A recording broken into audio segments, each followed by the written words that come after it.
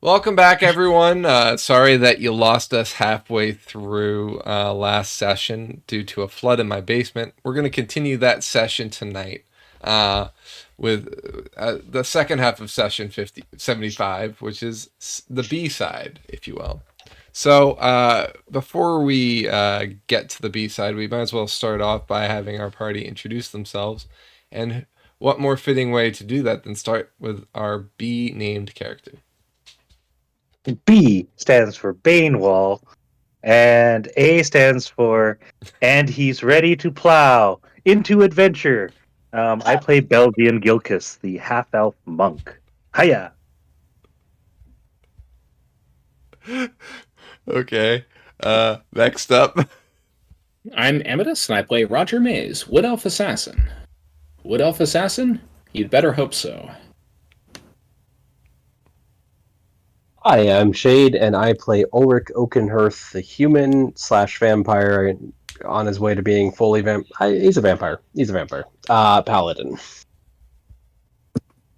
I'm Jaeger. I play Yarvik Venisonbringer, the playing Ranger, and so anyway, I started blasting. I'm Atomic. I play Zippo, the Kobold Sorcerer. Would Sorcerer Kobold? Maybe. And I am, of course, the Wombat of DM, here for another session with these jokesters. And I think we're in a mood tonight. It's going to be a good night. I'm excited to play. I don't know if you folks are, but before we do, what in our shortened session did we do last time? I guess we could really ask Roger and Belzian and Yarvik that question because they're the ones that really got to take action. I didn't do anything, I just talked. I didn't even spill all of the details. I summarized the last 30 or 40 sessions worth of stuff we did. And forgot several important things, which I will eventually write down later. Did you forget them or did you strategically not say them? Porque no los dos. Yeah, so Roger met up with the Blue Lanterns. Sorry, not the Blue Lanterns, the Flames of Jane. That's the name. And reconnected with his spy network that he was once very a part of, and is now reunited with that group. So also, I got my first paycheck in like 3 months. yeah, he got paid and got new orders to protect Ulrich, as he is one of the candidates, one of the nobles who's eligible for the throne. And since the organization has not chosen the successor yet, and they're in mid-wartime, they're trying to keep as many of the nobles alive until such a time as the decision is made. Meanwhile, two other members of the group went, or three, actually, Zippo was there too. Zippo, Yarvik, and Belzian all went out shopping. They went on a shopping montage throughout Licht. Anybody from that group want to talk about what they did? Inflation hit Licht hard because the prices are outrageous. Yeah, so Crazy expensive sausage. It's very disappointing. That just magic. It's all out of reach of the common man. yeah, there was a butcher shop in the upper part of Licht that charged pretty highly for some questionable meats, and not questionable in terms of like they definitely looked nice, but they were questionably priced for sure. Highly exclusive, yes. And then they went to a magic shop up in North Licht on the west side of town. Magic had quotation marks around it. Yeah, it was more like magic and tricks, like a trick shop. Though I feel like the character interaction was pretty good there, and Zippo did change the color of the cauldron, so not all was lost. But overall, they left the party wanting as they realized that probably the things that are going to be most worthwhile for the party are going to be in Adventurer's Rest, which isn't even in Licht. So That's where we kind of left those two groups. There's yet one more party member that has not taken action and licked, and this one is probably the most dubious. It is none other than our hungry Van Paladin, Ulrich. Or Hello. so Ulrich, I think if Roger, you have nothing else for your actions, I think we'll move over to Ulrich. Nope, absolutely move over to Ulrich. All right, so Hello. Ulrich. Yeah. So Ulrich is on his way, walking fast, faces past. And he is really just kind of looking for. I mean, he needs to eat. He knows that. So he's looking for someone that he feels okay disposing of, and that he feels he can rightfully do away with, and also conveniently do away. He's looking to do a serial killing. I mean, he's looking to do a Dexter in many respects, because he's looking essentially to see if there's any unwitnessed crime going on that he can maybe interrupt and dole out some probably imbalanced form of justice. Okay. And failing that, he might find his way to the keep, to Dara's keep, just to see if he can maybe find his way down into the what he maybe I'm wrong, but there's a dungeon there, I would imagine. Yeah, potentially. Yeah, so maybe he can interact with some people there. If you know anything about keeps, and I would say you know at least two things about keeps, they usually have dungeons. I know how to spell them, and I know the keep things. Yep. All right. So I guess if you're going to be looking for wrongdoers, you're going to have to do some sort of check for that. I would say probably a perception. Yeah, that makes good sense. Ulrich, perception check. 21. Okay. And you're kind of in the area of Dara's keep right now, right? Like the fields to the orchards to the west of it. Yeah. I was just kind of positioning myself as a kind of fidget more than anything. I think he I think he would assume that there's a lot of guard action outside the keep. I would imagine on the other side of the river in Westlicht is probably more less guarded, would be my expectation. More or less guarded is correct. The town of Licht um, is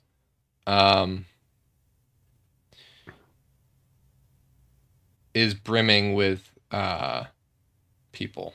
There's all kinds of different people here, and there's definitely, you get the sense that there's not enough room for everyone in the city. There's a lot of homes that have been turned into potentially like group living and like shared living spaces, especially in this area, which means that there's probably landlords that own these buildings that are charging people to live here. Um, but outside of the gates, as you pass that coming toward this area, you also see that there's kind of a shanty town on the west side of Licht at the west gate. So there were some structures outside of the city. There has now been many makeshift shelters and buildings that have also been constructed, temporary housing, things of that nature there. There are guards in a lot of the more popular zones, but for the most part, they do patrols as they can. But with the throngs of people, there's just it's like when you have if you go to the beach and it's the height of the summer and you have a lifeguard every 100 feet. There's still not enough time to monitor everyone, right? So.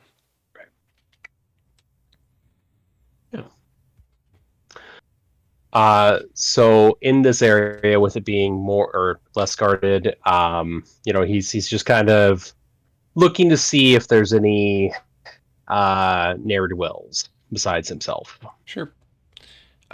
So you're on one of the main thoroughfares that kind of go from the center of town out back, and there's many different streets that come off of it. So this is a fairly busy street as people are coming and going. With your perception check, looking for, especially being that you have experience in, kind of not only what guards do, but just, as being an operative in the army, you kind of know a thing or two about what to look for. So you do see that some shops, people will walk by and while a shopkeeper is distracted, steal some fruit or, maybe bread or other types of food. You see a few people moving through the crowd, kind of looking like they're organized, kind of watching each other. And while one person bumps into somebody, the other will, potentially take something from behind them, things of that nature. You see that occurring. Okay, nothing really other than some petty crimes, it sounds like. At the moment. Yeah. What time of day is it again? It's evening, around dinner time.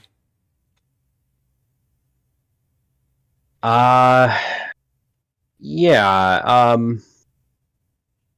Does he see any sign of a guard anywhere nearby? You, with your keen eyes, can see that there's a guard toward the town center here. And you see a guard pass by here going toward the river. Okay. He's gonna follow the one going towards the river. The guard? Yeah. Okay. So you make your way down the street to where you saw the guard. And you can see he's making his way down this way at a slow pace. So you've caught up a bit. Yeah. Not trying to sneak up on him. I really am just trying to get a pace. Mm-hmm. And once I do interact with him. Okay. Or the guard, rather. All right. So he continues along this way, and you catch up to him about here. Mm-hmm. And he looks like he's making to go right when you catch up to him. Hey, pardon me. Sorry to bother you. Yes. I was wondering, is things safe here? And I don't mean that just from a, seems like tensions are high kind of situation with the demons and all. I mean, a lot of people around. Have there been many troubles? Am I going to be okay here? And I kind of flash the noble ring on his hand, or on my hand rather. Are you being genuine with this question, or is there an element of deception? I mean, I don't think Ulrich's really concerned.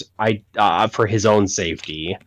It is a genuine question in the sense of he's trying to get a vibe check of have there been criminal activities? Has there been a surge in violent things, anything like that, with tensions being where they are with the demons? Sure. Since you're in full armor and armed, I'd say, or at Yeah. least, I guess my question is basically directed to: do you want him to size you up and find you more than capable or not?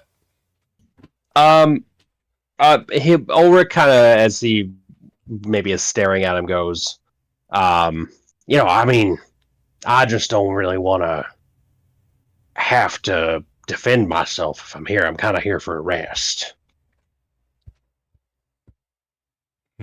Yes. Well, you should be safe with that noble ring. You should be safe in, well, with Lord Dara, of course. Um, I, I wouldn't be walking out alone. Did you come with a group? I have some friends. Yeah. You're saying that walking around alone's liable to get me jumped? Well, I mean, especially with that shiny armor, you've got a noble ring on. You're a prime target, I would say. I appreciate you looking out. In fact, actually, I think I'm going to find somewhere and get rid of this armor, so I'm not such a clear target.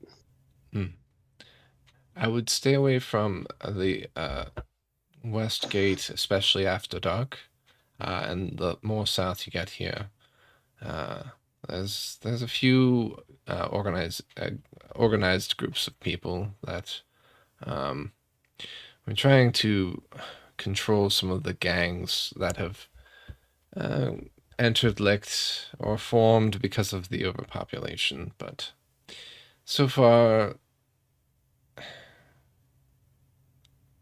we try and get them work, usually on the ships in Wanderlust, and they end up moving out elsewhere, hopefully to better pastures, but some have stayed and found purchase. Well, indeed. I sure will be on my best lookout of things, and maybe I'll stay away from the west gate unless I have business. With that, he thanks him, leaves. The guard essentially gave him the realization, oh, okay, I need to be near the west gate. In his mind, he's just like, all right, so I'm going to be near the west gate. It's going to be after dark. I'm going to be looking as helpless as I possibly can, just kind of wandering around, and then I'll just be defending myself, and it's fine if I've bitten people in a fight before. I've been bitten, so yeah, that'll be fine and normal. Okay, so you're gonna basically make yourself a target. Yeah, exactly. He's gonna. We have, if I recall correctly, rooms at the Adventurer's Rest. Yes. Yeah, so he'll return to the Adventurer's Rest. He will remove. Honestly, he will completely unequip. He's just down to his noble clothes. The ring of communication, the noble, very noble looking stuff. No breastplate, no mace, no javelin. No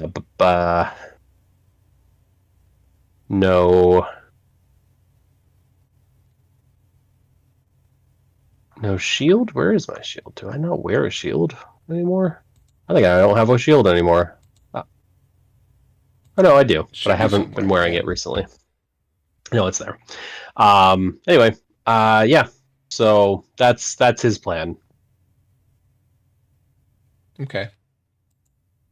Will you He's be got a wearing your ring? really. What's that? Will you be wearing your ring? My noble ring, absolutely. My communication ring, absolutely. My amulet with the holy symbol. What else do I have? I'll have my bag of holding on me. I will also separate out my bag. enough gold that I can reasonably carry with outside of the bag of holding and make sure that it's real jingly sounding. Okay. And out of curiosity, what is your alignment? You're lawful neutral, right? Yeah, lawful Okay, neutral. all right. Yeah, this is okay for lawful neutral for now. Yep, I'm maintaining the law and being self-interested. You're getting very close to not doing the law by baiting, but yeah, I mean, Well, you're also kind of operating at a different law now, right? So yeah, I'll also just say, laws are generally not actually always in favor of people and goodness, but more so. Never mind. So, yeah, we could be the here all people who day enforce laws sometimes are not looking out for people's interests. for sure, absolutely. All right, so you go back to Adventurer's Rest. Um, you see three of the party members have returned. Yarvik, Zippo, and Belzian are just arriving back at Adventurer's Rest. Yes. You get a so the rooms that the party has haven't been fully made up yet since it's been pretty recent. So they say that they can hold your stuff while they're making up your room, and then put it in Yeah, all when right. they're done. That works. Right. Cool. Yep, I chat with the others for a bit, and then once it feels, I don't know, like nighttime, I'm gonna head out to the west gate. He said something about the south. I just want to make sure I understood. Where was he kind of like gesturing this way, like the southwestern corner? Yeah. Okay. Yeah, his path, generally speaking, is going to be. And I mean, if you look at the map, it kind of makes sense, right? Like, there's not a real thoroughfare from east to west there. There's no bridge. You have the port down here, but there's no bridge to speak of to get there. So it's probably Right. the least accessed area. So probably the Right. most prevalent for something to happen. Right. So, I mean, it's definitely got to be kind of like this general path, Okay. wandering around until hopefully he catches a fish. Sure. All right, playing his own bait. Okay, so I guess some things that I am here to ask you as bait. Mm-hmm. What things are you looking for in terms of to tell you whether something is the prey that you want or not? Are you looking for an individual stalking you? A group stalking you is no good, so you're going to try and lose them? Like, what's your kind of general sense? Do you not really care? Are you just kind of fishing? 1 to 3 people, armed, knives, either already enacting violence against others or clearly stalking him with the intent to harm. He will ultimately. I mean, there's no question about this. Ulrich is not doing a good thing. This is a very gross, evil, like questionable thing at best, and he is really going to try and escalate a situation where maybe it's just a simple mugging. Hey, give us your gold, and he will try and escalate that to a violence. Okay. Yeah, this is the long cry from looking for trolls in the wilderness. Mm-hmm.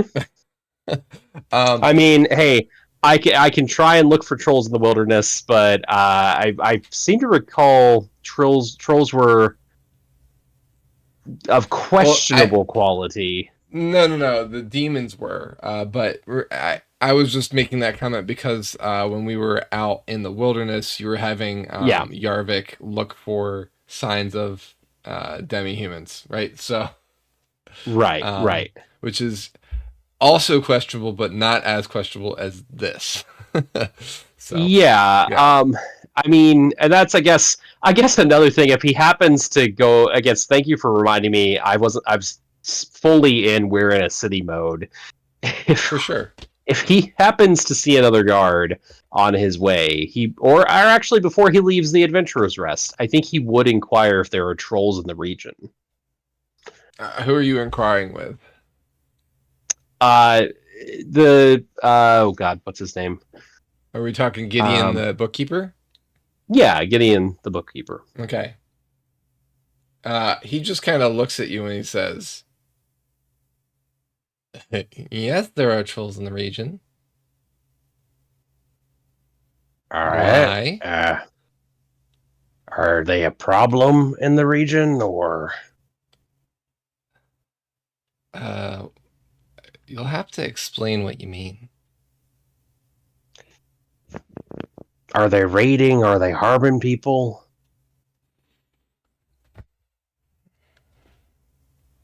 Well, I actually do have some intel on that. Our guild leader does.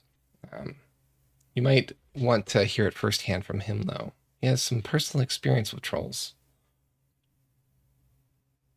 All right. I mean, could you elaborate? So do I.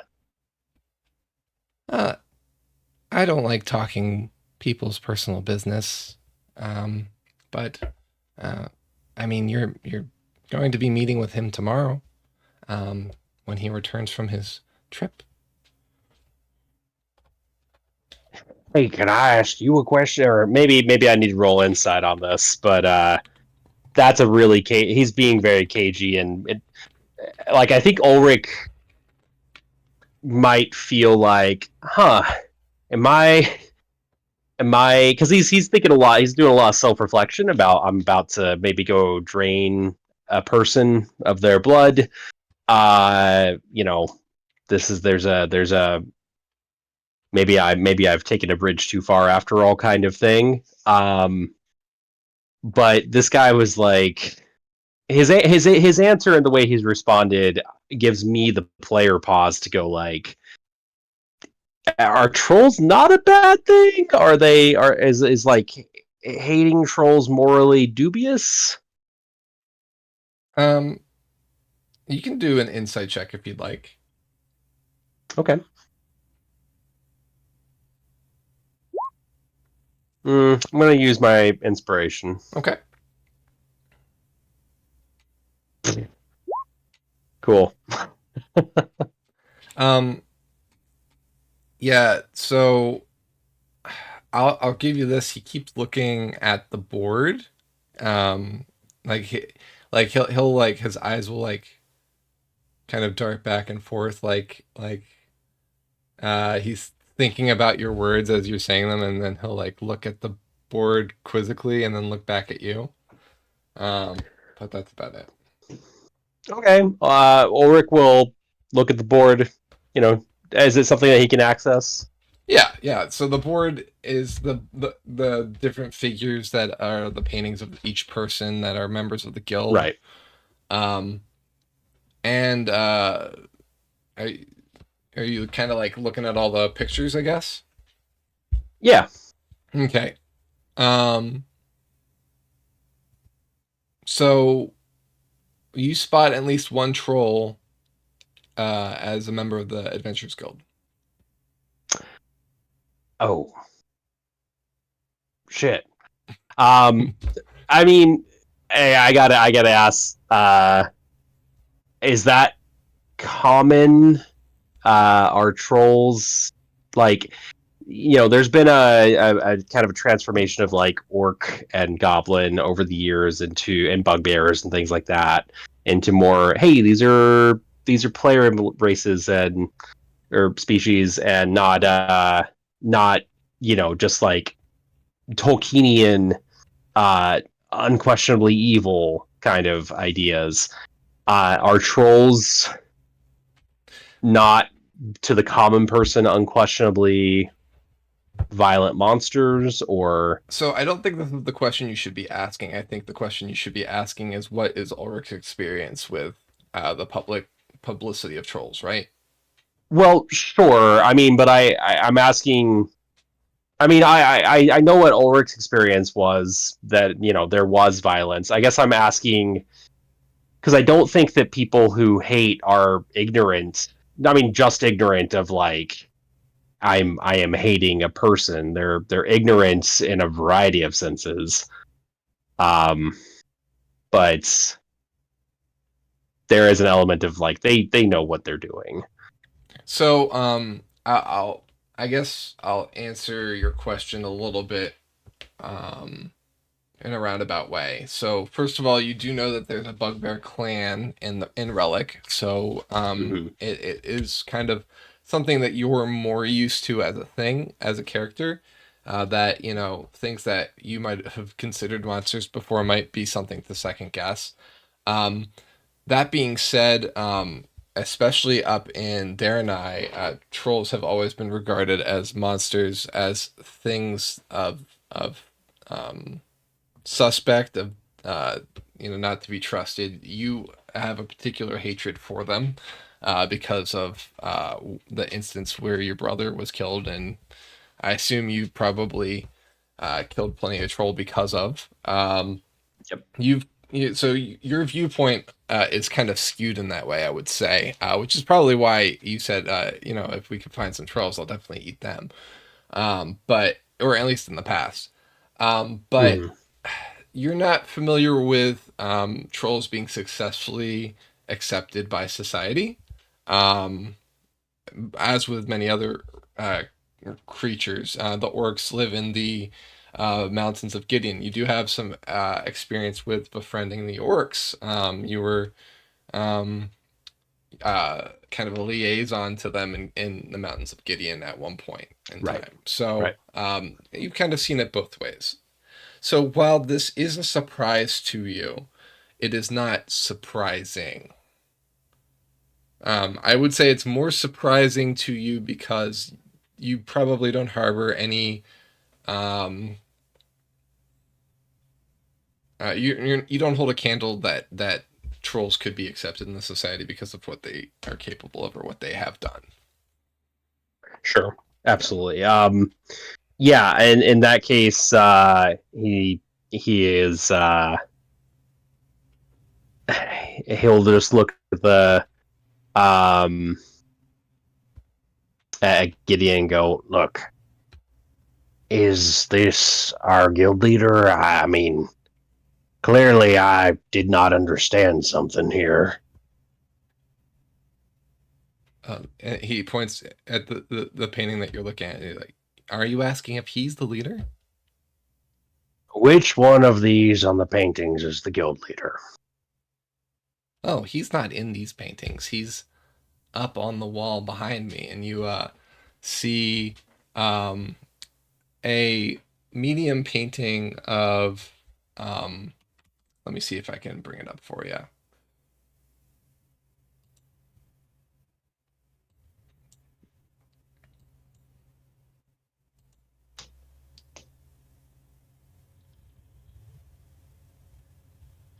My computer is thinking.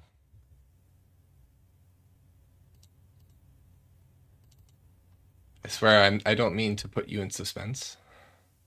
Oh, no worries.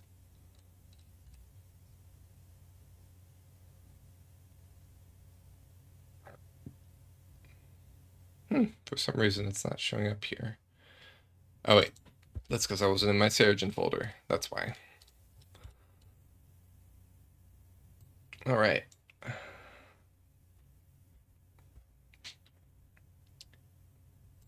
Do you see that picture? Yep. All right. So you see a Do I recognize this face? You do not. Underneath is a plaque that says a gilded plaque that says Wolfgang. All right. All right. So, all right. Well, look,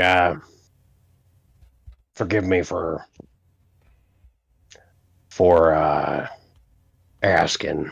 And I think if we could put this a little bit behind us for right now.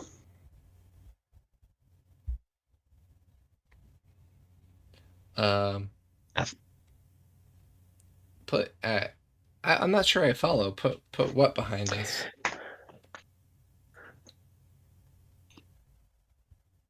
Well, nothing. I just thought I thought you thought it was weird that I was asking if there were trolls in the area. Now I think I get a little bit more understanding, and anyway, just forget I asked. Okay. With that, in a very sour mood, I think he's just going to go ahead and distance himself further from his humanity a little bit and go on his hunt. Okay. All right. So you exit out the door. Brush by a few people and work your way into the town.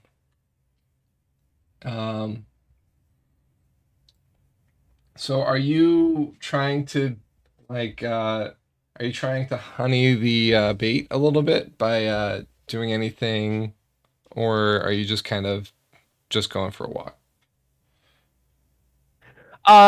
Going for a walk. He's gonna make sure that the coins are jingling.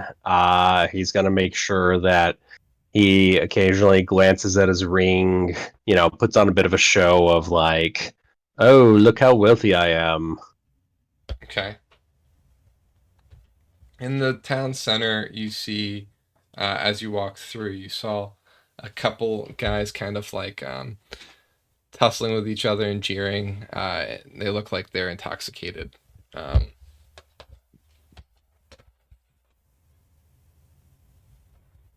they seem to be muscular bruisers, potentially just got off work and like blown off some steam with each other.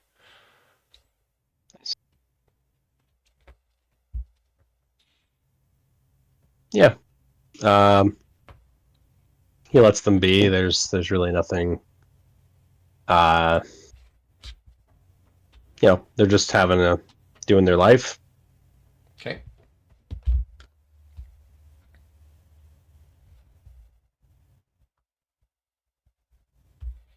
Could I? Are you gonna actively be perceiving, or are you gonna rely on passive? Not until he gets to the west gate. Once he gets to the west gate and begins the southern kind of like trekking through the streets and making kind of a loop of it, then he will be actively perceiving, I think, or really on the lookout. Okay, sounds great. So as you're walking, you notice that there's a lot of shopkeepers that have, since you walked through this area before, have closed up shop or taken their wares. The streets are a little bit more empty in terms of tables and vendors, but they're filled with people who have either been let off work or kind of milling around or trying to find food, or there's plenty of beggars and other folks. There's quite a few that ask you for money, especially with your fine looking clothing. Yeah. When folks ask, how many people ask him for money? Because I think previously Ulrich would have been more inclined to give to people money, but I think that there is a level of a more selfish side of him coming out with the vampirism, a more of an indifference. I'll put it this way: you're torn. There's two ways. Part of you kind of automatically goes for your wallet to offer, and then part of you says, "But why?" Mm-hmm. And but, happy to do a roll here, but I think his reasoning might be as he gets closer, if he's asked closer to the gate, Mm-hmm. but why would be more fishing. Got it. Okay. So, flashing a little bit of gold will hopefully draw someone. Sure. All right, so you get close to the gate. I mean, you're stopped pretty often. People clutching at your robes, people asking you for money, for food, for anything. Please help me. I help me find my family. Help me find a job. Take me with you. I'll be your servant. I'll polish your shoes. There's many desperate people here, especially as you get very close to the west gate. Here, there are throngs of people. It looks like the guards are sole focus is to try and keep the way clear from the front entrance. They don't want masses of people kind of clogging the road here. But there's so many that they're keeping up on the gate itself instead of at the gate. Mhm. You get the sense that at some point they'll probably be closing the gate for the night as well. Okay. Yeah, he's not going to exit through the gate, Okay. but he notes that.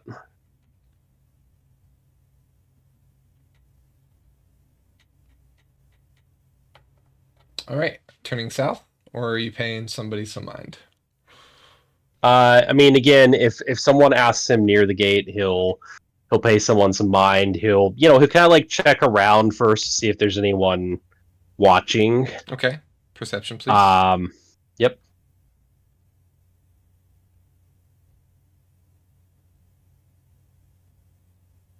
19. Okay. You look around, and I mean, there's many eyes on you. A lot of people are kind of watching your movements. Many are kind of either following you or have taken notice of you or have come up and tried grasping at your hand or robe. Okay. Any of them, and do any of them look particularly ill-intended? I mean, most just have kind of a desperate look on their face.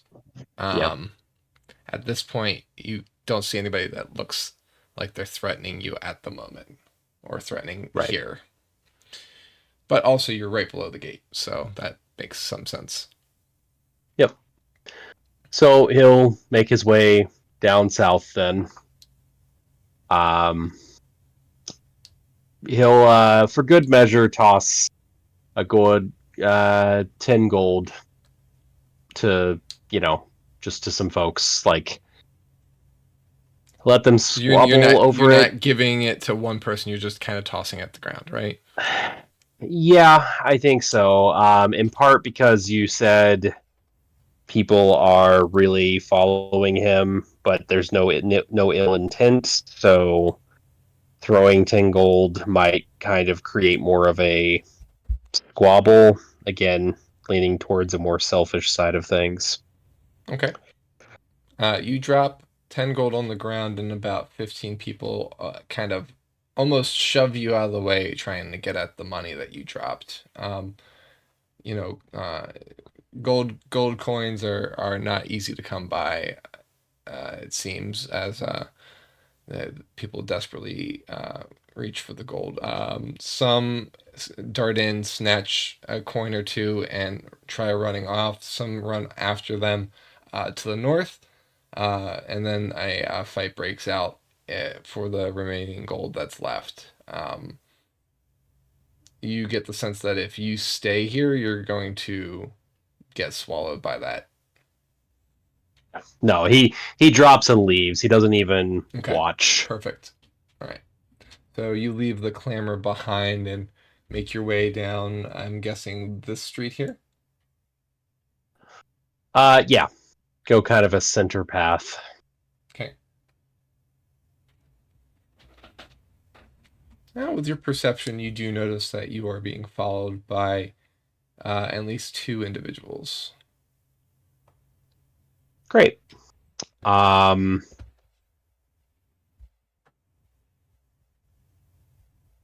to think of how to play this. He'll duck down, like he's trying to keep an eye out for like an abandoned alley, like maybe a dead end alley if he can.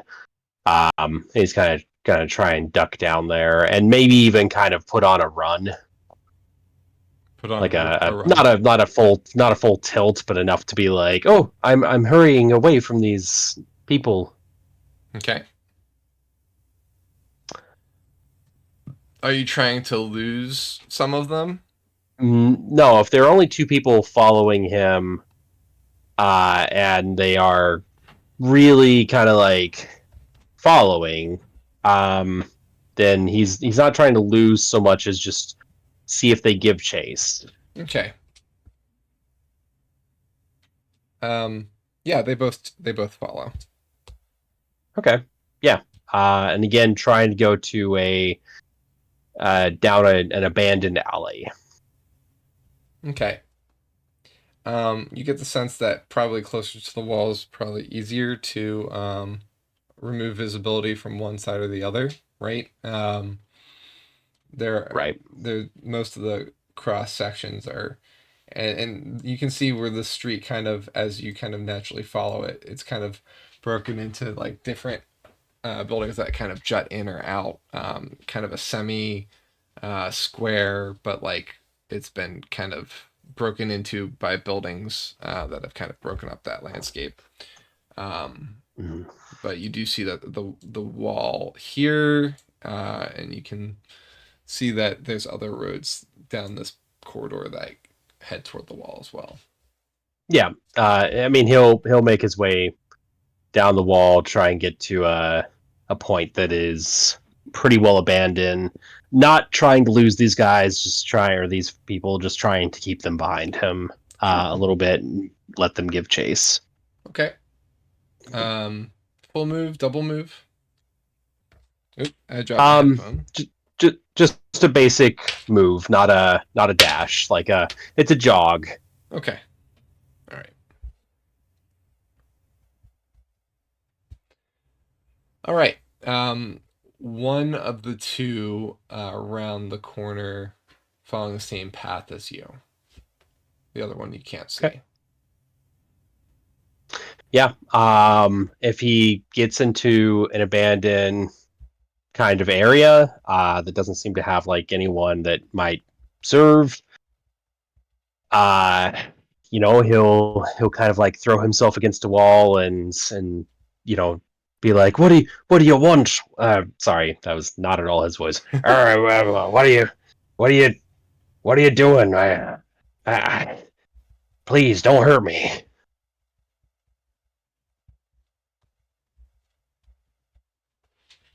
All right. So you basically feign taking notice of him for the first time, and try and act as if he's threatening, right? Yeah, pretty much. Okay. I don't mean you any harm. I'm just here. Do you have any more of that gold that you were so handsomely given out earlier? Oh.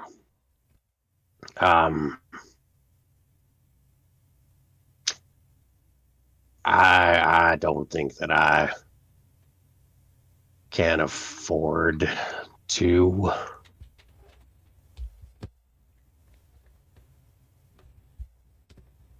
But let me ask you something.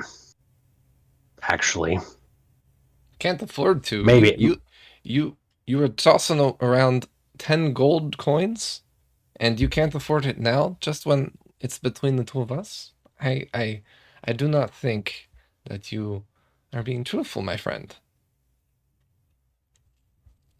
well, let me put it a different way. I don't know that I want to. But let me ask you a question. Maybe I could part with He's some. gotten fairly close to you now. Yeah. Yeah. I mean, like, is this person just being friendly, or are they like, what's going on? He's being pushy. Yeah. So I imagine, Ulrich would say like, well, let me ask you a question.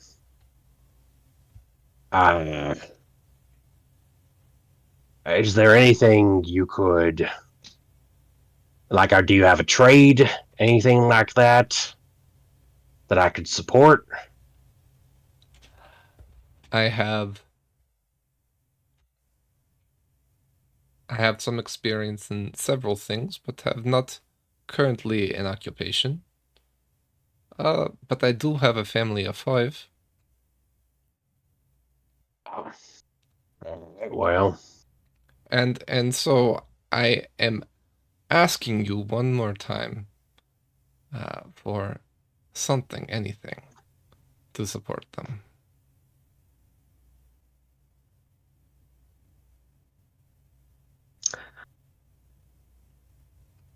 I mean, again, this is one of those things where me, the player, yes, of course, I want to help this individual. I, I think Ulrich would be torn, because a core value Ulrich had was that he's not above anyone. It's his duty to respect the authority of those above him. Apologies, I misquoted that. Yeah. No, this is interesting. The personality trait, despite my note, it's an ideal that he thinks there is an order, a lawfulness to the world. But a personality trait was, despite my noble birth, I do not place myself above other folk. We all have the same blood, which is ironic in retrospect. You have loyalty to your king, but you don't find yourself above others, is kind of what it is. Yeah, that's the idea. Is that, like, I mean, there's a chain of command, and he recognizes that, but that doesn't make him automatically more valuable, in that sense. And I think he would lean more towards helpfulness. But again, he has this going on, this situation. I feel like it would be a struggle for him in some fashion. Yeah. But I don't really know how to mitigate that. Okay.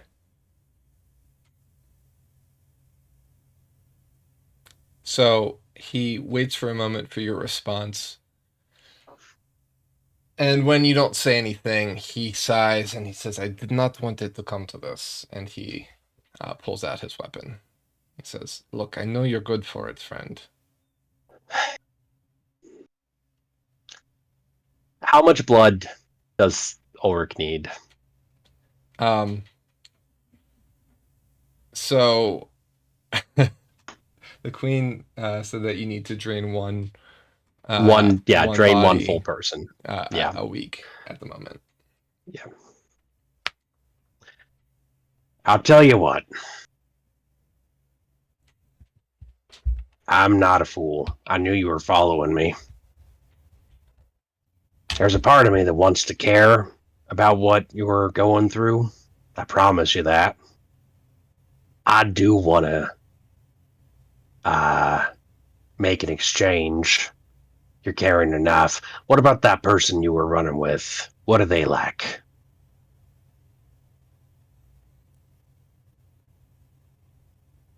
Do you want me to call him? No, He seems I'm just kind of. he seems a little put off that you're not balking at all from the threat. But he now is kind of menacing it threateningly at you. Yeah. Yeah. Yeah. No, I mean, Ulrich is feeling confident that he'll manage. I mean, I think Ulrich would be feeling cocky. He will say, "Look, I may have been coming out this way to kind of take advantage of a situation. I've seen a lot of war. I'm sure you have too. But I've done some very violent things in my life. And I was kind of hoping that the person who drew a knife on me might be a little less kind about it. And because you're kind, I want to give you a chance here. There's a little piece of me. It's dying every second that I go a little bit further. It's gonna go. It's gonna vanish. Before you know it, it's gonna be gone. And I recognize that. What's your This AC? is 13. Okay. Yeah.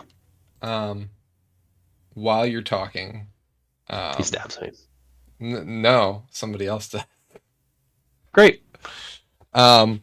So somebody tries to stab you from behind and gets all cloth, as his counterpart comes around the corner. You did not detect them. Mm-hmm. So it looks like he made 3 of them. Okay, actually, so the 15 was something else. No, okay, okay. no, it was. I guess I rolled 3 times by accident. So you said a 13?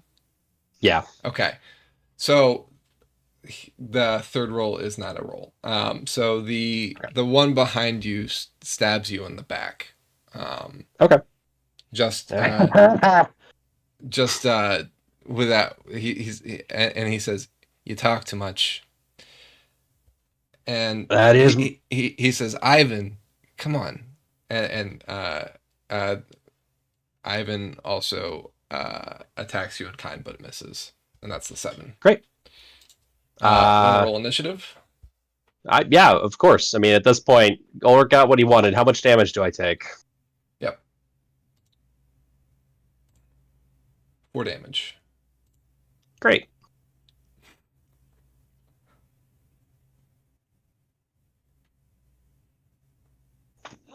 I rolled a 7 on initiative.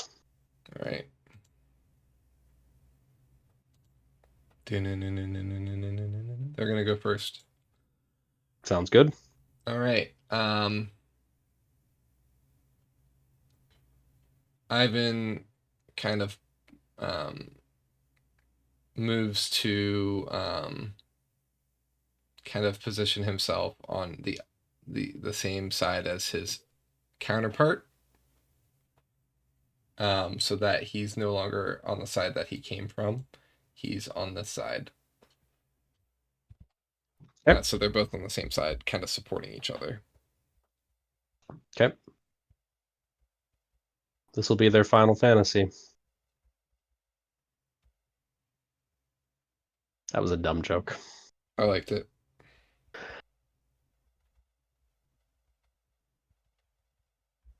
All right. I'm just gonna roll 2d20s. Okay. Okay. 1 hits and does another d4. So 3 damage. Your turn. Okay.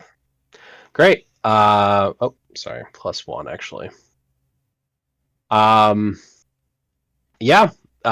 With that, Ulrich is going to channel divinity. I would love the 2 of them to make wisdom saving throws. Okay.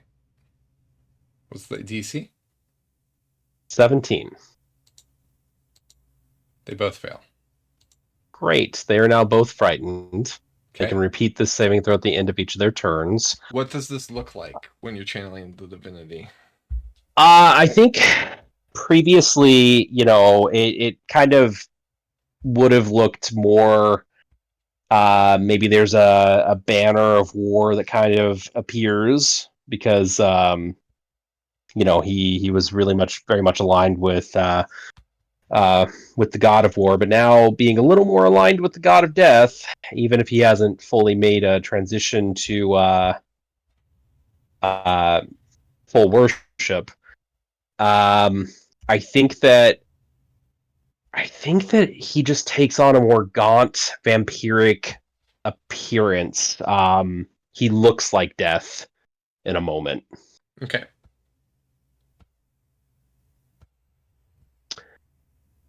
And then that's an action.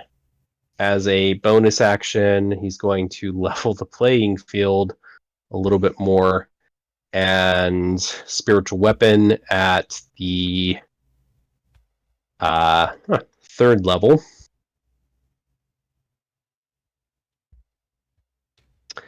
And it's going to hit one of them for 12 or attack one of them for 12.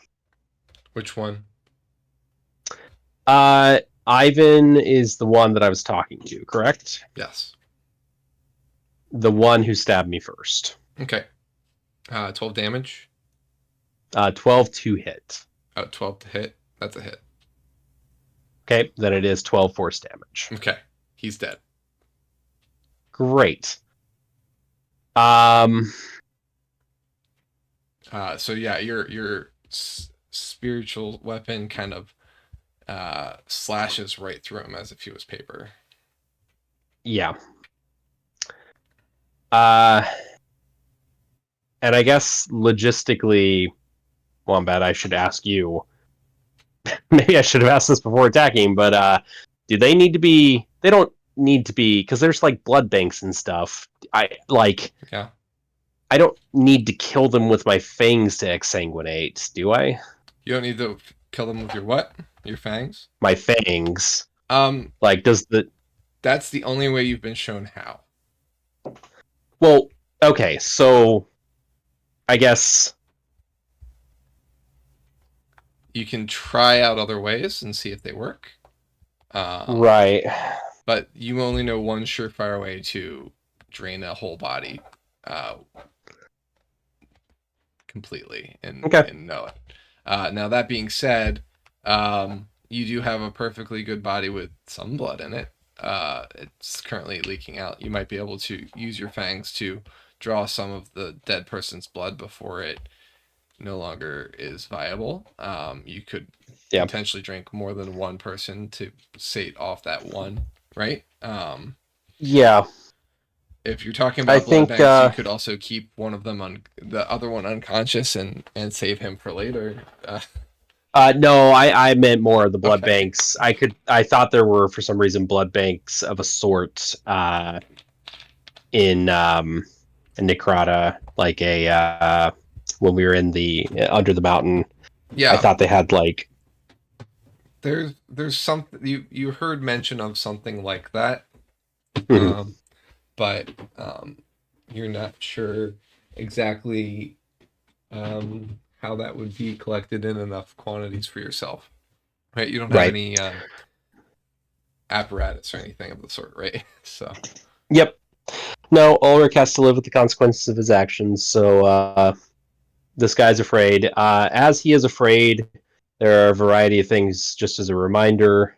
I have...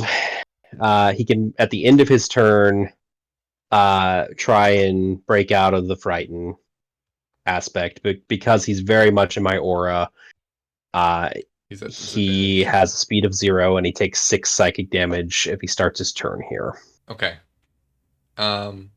He takes 6 psychic damage. I'll roll to see if he breaks.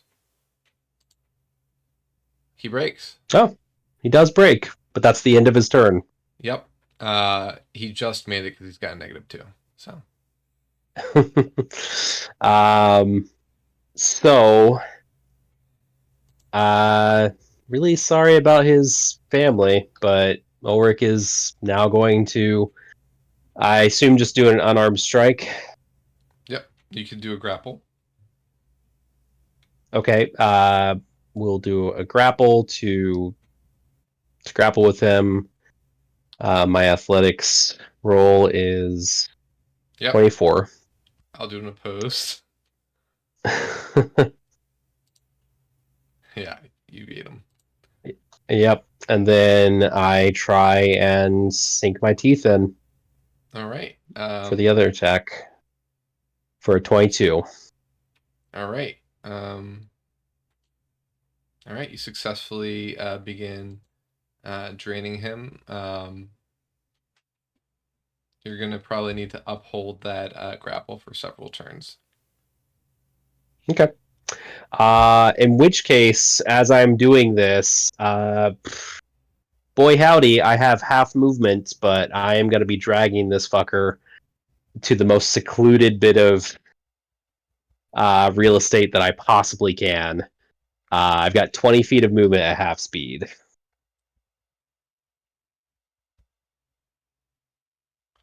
Okay. And where are you moving to? I mean, I know the map is here, but it's blocks. I literally want to get You can hold as Alt to hidden. keep it. Keep where you place so that it's not blocks. If you What's that? If you drag your token and then hold Alt and let go, it'll move it off the block. Apologies. What I meant was, Okay. this is a map that is like there are shapes on the map. It's I don't know what's necessarily like if any of these shapes represent like an animal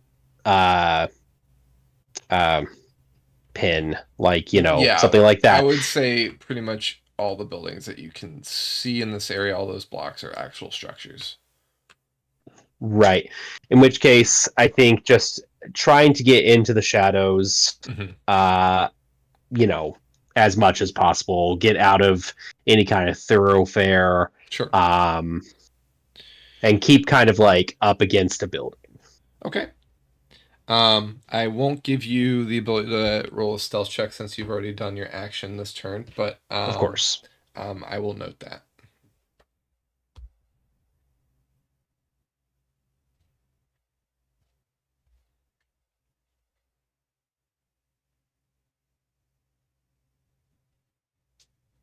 All right.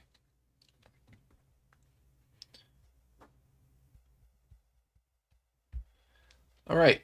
So,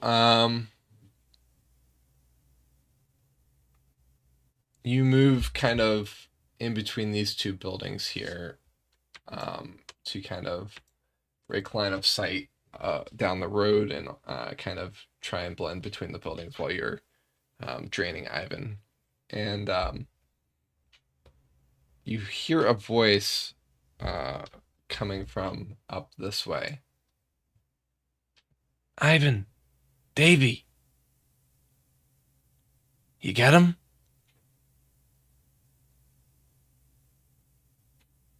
Ivan, Davy?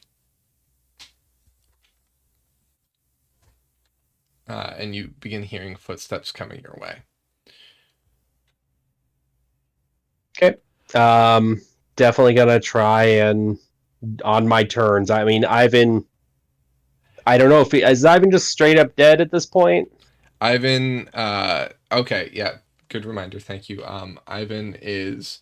He still has some hit points.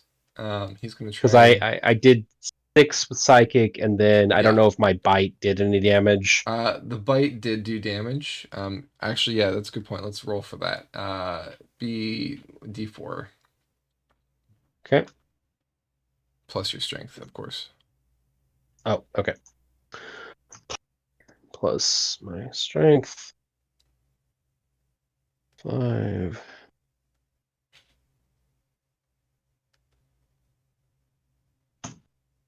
Okay. Another 9. Yeah, so he's unconscious now, so he's not even struggling anymore.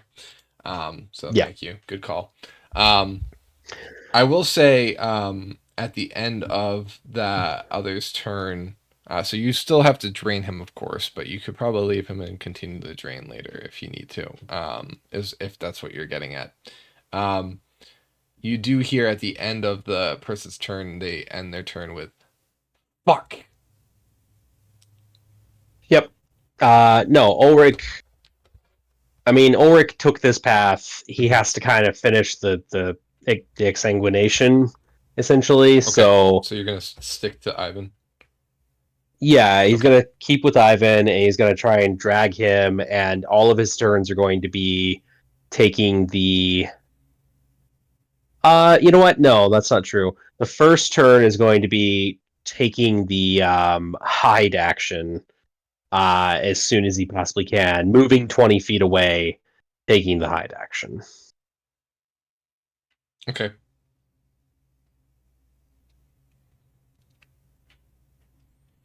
Give me a stealth. Yep.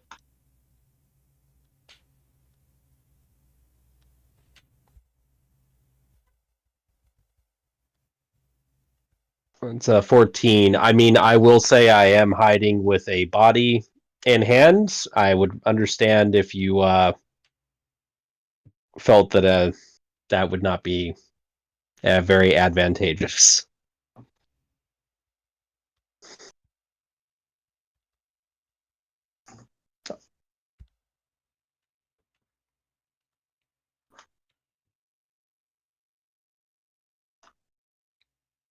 All right. So 14 on a straight roll. Sounds good. I'm going to leave it be for now. Okay.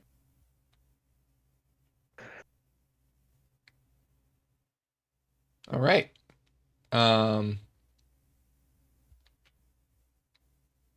The person that's calling for Ivan and Davy says, "Oh, Davy. Oh, fuck." And he starts, the footsteps seem to be growing further from you, and then start hastening the other direction. Okay. Oric will continue to try and stay hidden.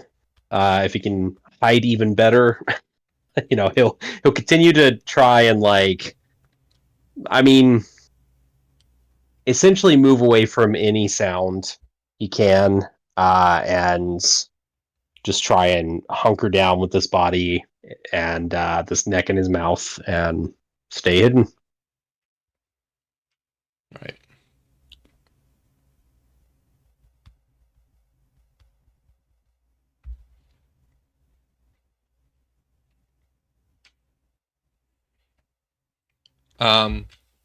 You hear a muffled from Sorry, about muffled what now? a muffled Okay. from the direction that the footsteps were from. All right. All right. Um, you see,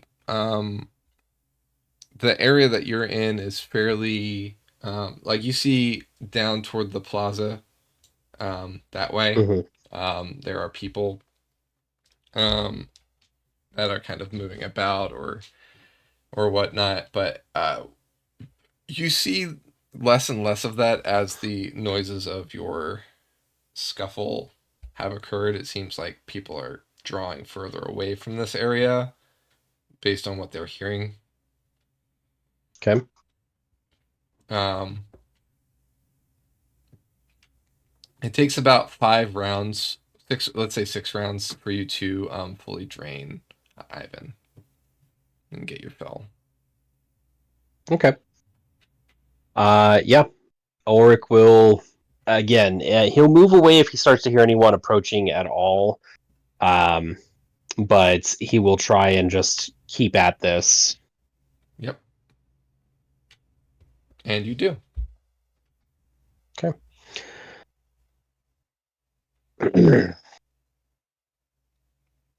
Well, that was my fault.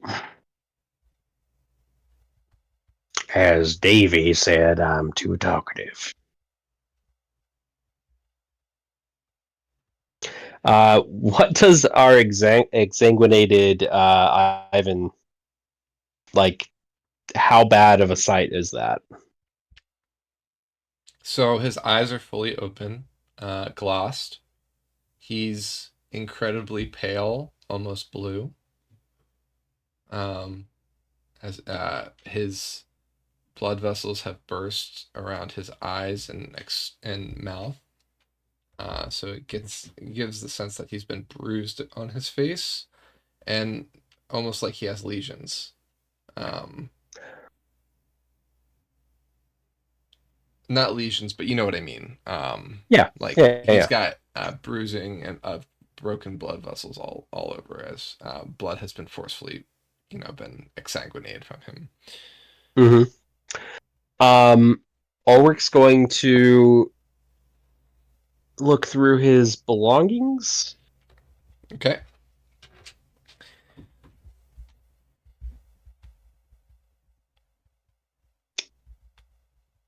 Does he seem to have anything on him in particular? Okay, so he has 2 daggers on him. Mhm. One seems to be made out of it's a makeshift dagger that's wrapped with cloth, and then the other one seems to be a little bit more normal, like a dagger he might have either an actual dagger instead of like a made one. He does not have any money on him, but he does have half a piece of bread, half a loaf of bread, and some dried fruits. Okay. They're carefully wrapped in a cloth. Yeah. The cloth that's got the dried fruits wrapped in them. Ulrich is going to put 2 gold pieces inside and rewrap that and put it back in wherever he found it. He did ask for money. And Ulrich is going to take one of those knives, and where the puncture marks are, he's going to slash against his neck to kind of dispel the notion of, oh, hey, something bit him. Sure. I'm going to need you to make a check for that one. Of course. That's deception. A deception. Okay. Yeah. You're trying to mar a scene, right? Yeah. Yeah. Yeah.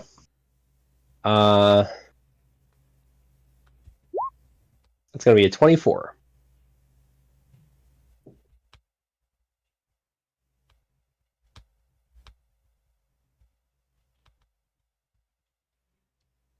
$24, you said? 24. Not bad. All right. You feel like you've confidently covered your bites. Yeah. And again, 2 gold with the dried fruit. Which Ulrich has a nice chuckle to himself about as he wipes himself clean and walks away.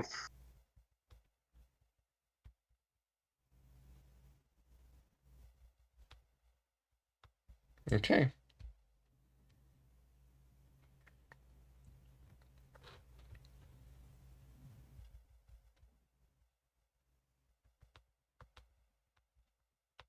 All right. How are you heading back? I mean, he's gonna try and be surreptitious, indiscreet. The closer he is to the body, he doesn't want to draw any attention to himself, and he'll be much more relaxed once he's crossed the river. Okay. Are you gonna do a perception to see if anyone's following you or anyone saw this? Yeah, I mean, before he as he kind of leaves the body, he'll look around to see if anyone has noticed him. That's only a 7. Okay. You're kind of a little high from feeding. You feel so I didn't get to actually describe the act itself. I more described what was going on. You felt almost euphoric as you drained Ivan of his life. That last sip was just exquisite. You haven't tasted anything like it ever before. And you've tasted blood, your own blood mostly, in battle. Yeah. That iron taste you did not really enjoy. it's grown on you. Mm-hmm. And there's almost a sweetness to it, almost like it reminds you of a food, but you can't place what at the moment. Nice. So you're kind of buzzed on that at the moment. You know, you've felt hungry for a week, and you're finally satiated, and you have kind of a clearness of thought, but it's kind of clouded by the buzz of adrenaline from your first kill. Absolutely. Yeah. Ulrich is, again, I think feeling very cocky. Feels like he's riding high. All right. And you make your way back to, I assume, the Adventurers Guild? Yep. That's where his lodging is. All right.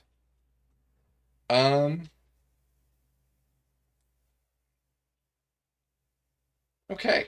So I think what we'll do here is we're almost to 9 o'clock. Sorry. No, you're good. No, absolutely. This was what is needed. What we'll do is we're gonna have you go back to the Adventurers Guild, and then we'll kind of why don't we do a break now, and then when we get back, we'll all be there and we can kind of go from there. Does that work? All right. Okay.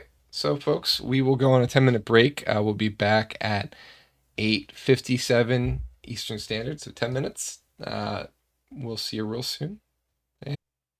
Break. Sorry about the little bit longer of a wait. We had a update to deal with one of our players with their computer, but we're all good now. So, we last left off Ulrich getting his fill, and now he's headed back into Adventurer's Rest to, I guess, for the night at this point, right? Yep. Meet up with the group, kind of touch base on what's happened with everybody, and Yep. figure out lodging. Yeah. All right. So, all right. So you all find yourselves back in the tavern. I guess since Belzian, Yarvik, and Zippo were already in Adventurer's Rest when Ulrich arrived, are they doing anything?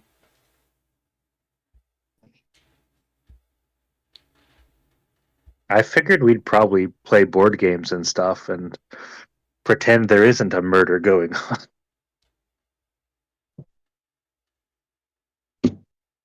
Like a medieval version of Sorry. Maybe some cards? I don't know. Do you have cards in your inventory? I do not, but maybe the Adventurer's Rest has some kind of. Yeah, maybe there's take a penny, leave a penny, and you can get a game rented out and you can play a game, test it out. Wait, I have like a million things in my inventory. Let me see if I have a deck of cards. We could also play Slappers. If you trust Roger not to cheat. Yeah, Roger left. I do not have a deck of cards. Okay. I have an abacus. So I can entertain us all by counting. So yeah, Yarvik, Zippo, and Belzian, we had kind of the in and out of Roger and Ulrich at various points in the night while they did their things. But they're I'd say, Roger, with the things that you were doing, you'd probably arrive back before Ulrich. So, Ulrich, you get in just a little bit after Roger does, based on the happenings of both of your adventures tonight. So, you all find yourself kind of at a table. I assume there's probably some drinking, some fooding, right? It's been a while since you've had a warm meal out on the town. Belzin, if you are looking for games of the sort, you could ask the barkeep or Gideon or somebody to see if there's any dice or cards or whatever if you want to try and play. Well, Belzin's not a gambler, but they would find some way to pass the time idly. Okay. hopefully distracting from menacing demons incoming. Okay. Yeah. So Zippo, I know you kind of had seen the demons and kind of told the group, but you haven't really had a chance to talk about it. Do you tell Zippo Yarvik anything while you're kind of hanging out with them? Uh, Probably not. Zippo's just kind of he's probably down in his bag, like at the table, Okay. just ecstatic over the bear, Yeah. and also his bag of tricks Hmm. and Brunhild. He is just ecstatic that he has so many animals now. That's fair. Yeah, you've got kind of a menagerie, if you will. He's definitely down there. Like if anybody looks in the bag, he is 100% cleaning up the bear, like prestidigitationing spots, brushing the hair on it, everything. Okay. Yeah, you got like the longer hair and curlers. You yeah, I got it. Yep. Yarvik has taken the opportunity to stock up on some much missed genuine Seregen pipeweed. Mm-hmm. Is Okay. currently smoking and contemplating. He's ruminating on the incredibly expensive yet still somehow intriguing meats, like the high end meat establishment. So, but mostly he's just really happy to have some actual decent tobacco.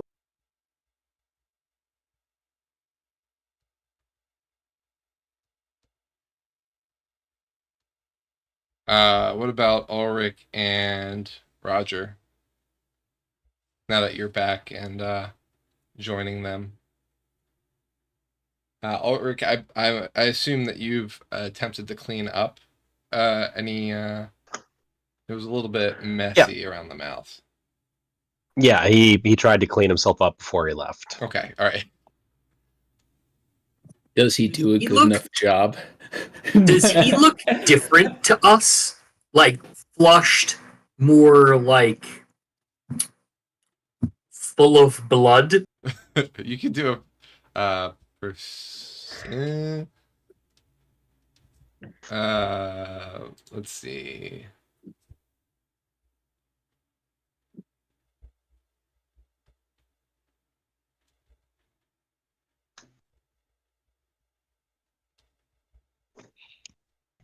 Um, so I would say, Ulrich, what's your normal eye color? It's been changed to gold recently, so it went from green to gold. Yeah. With the vampirism. Yep. Okay. So his golden eyes are bright. They almost seem to be uh, creating a light source of their own. Other than that, I mean, he's a little less grumpy, maybe. But otherwise, he's just the same old Ulrich, as far as you can tell.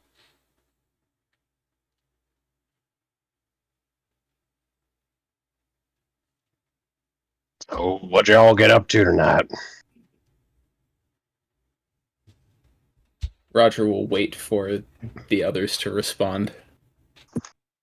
Eric will take a good slow puff off his pipe, look at him, and feel better. Yep. Yes and no.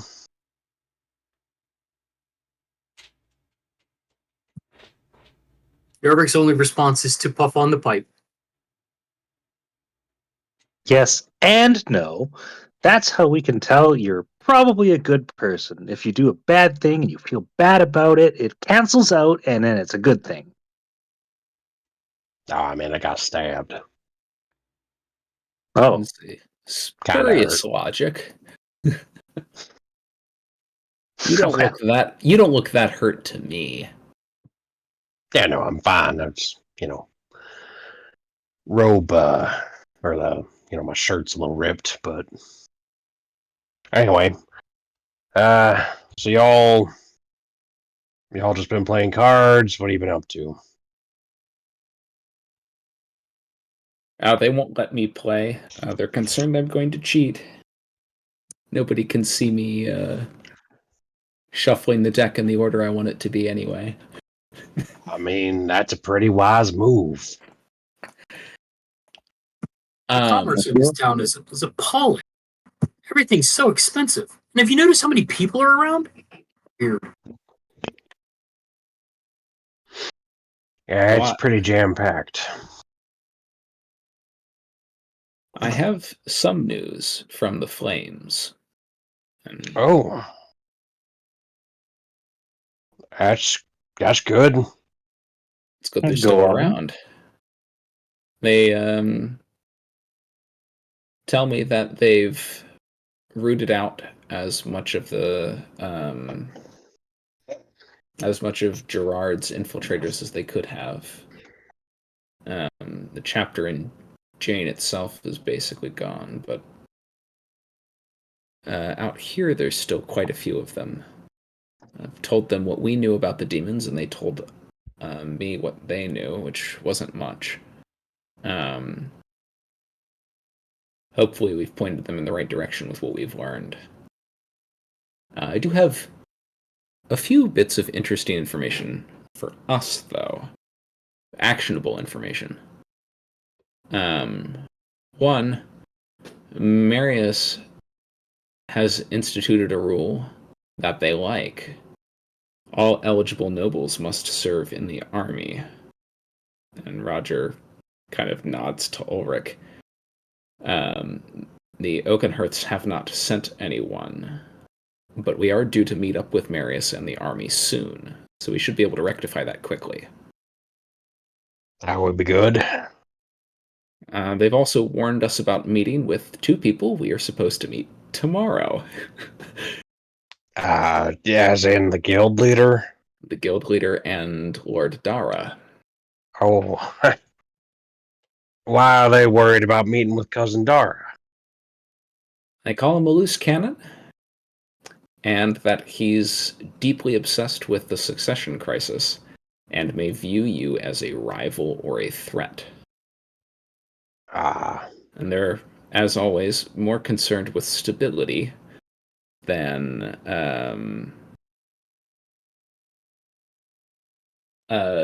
efficiency, quickness. They're concerned that he might pick a fight with you. Apparently, Dara and the guild leader are also at odds with each other for whatever reason. It might be prudent of us to skip our meeting with the guild leader and not acquire any brands identifying us with the guild until after we've talked with him, because I don't think we're skipping that meeting with Dara.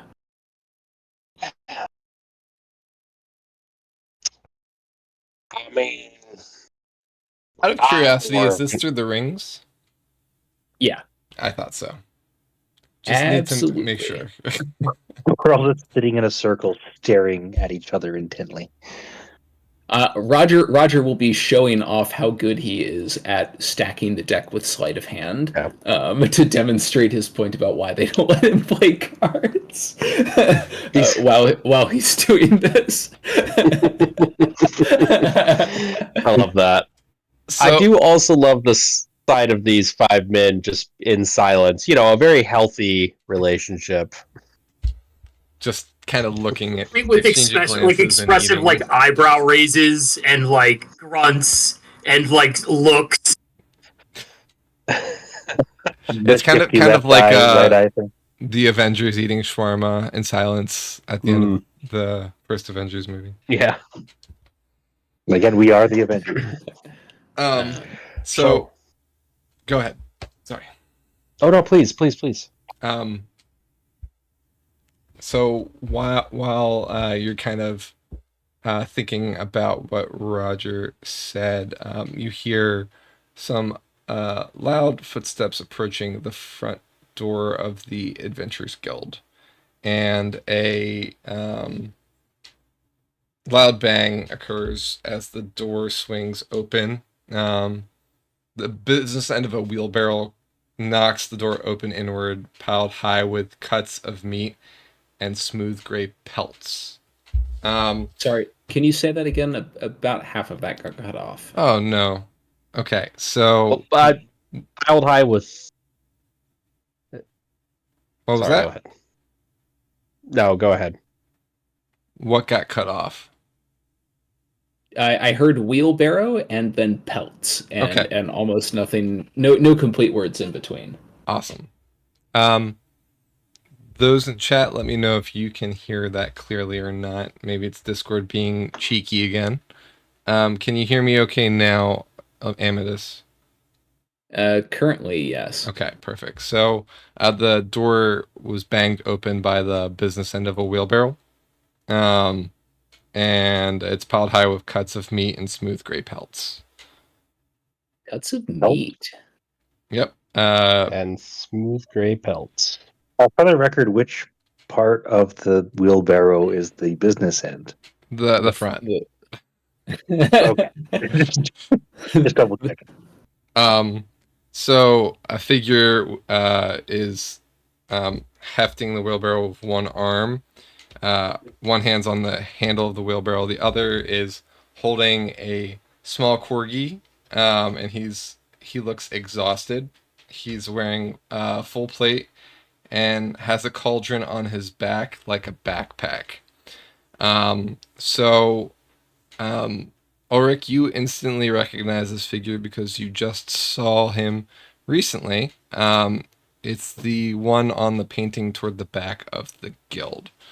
The one of Wolfgang. So the only difference is this image of the person is a bit older, maybe 20 years older. So he has more cuts and scars on him and gray streaks through his hair. And he enters the room in proper and drops the wheelbarrow to the ground. Sorry, you're cutting out again. He enters the room in proper and drops the wheelbarrow to the ground.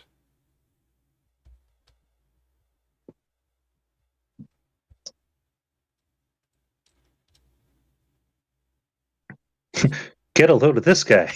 All right, so we have somebody into the chat now. Joining us is Erasmus playing Wolfgang. Hey, Erasmus. Welcome. Yo. Howdy. Welcome. Yeah, not much of a profile picture. Sorry about that.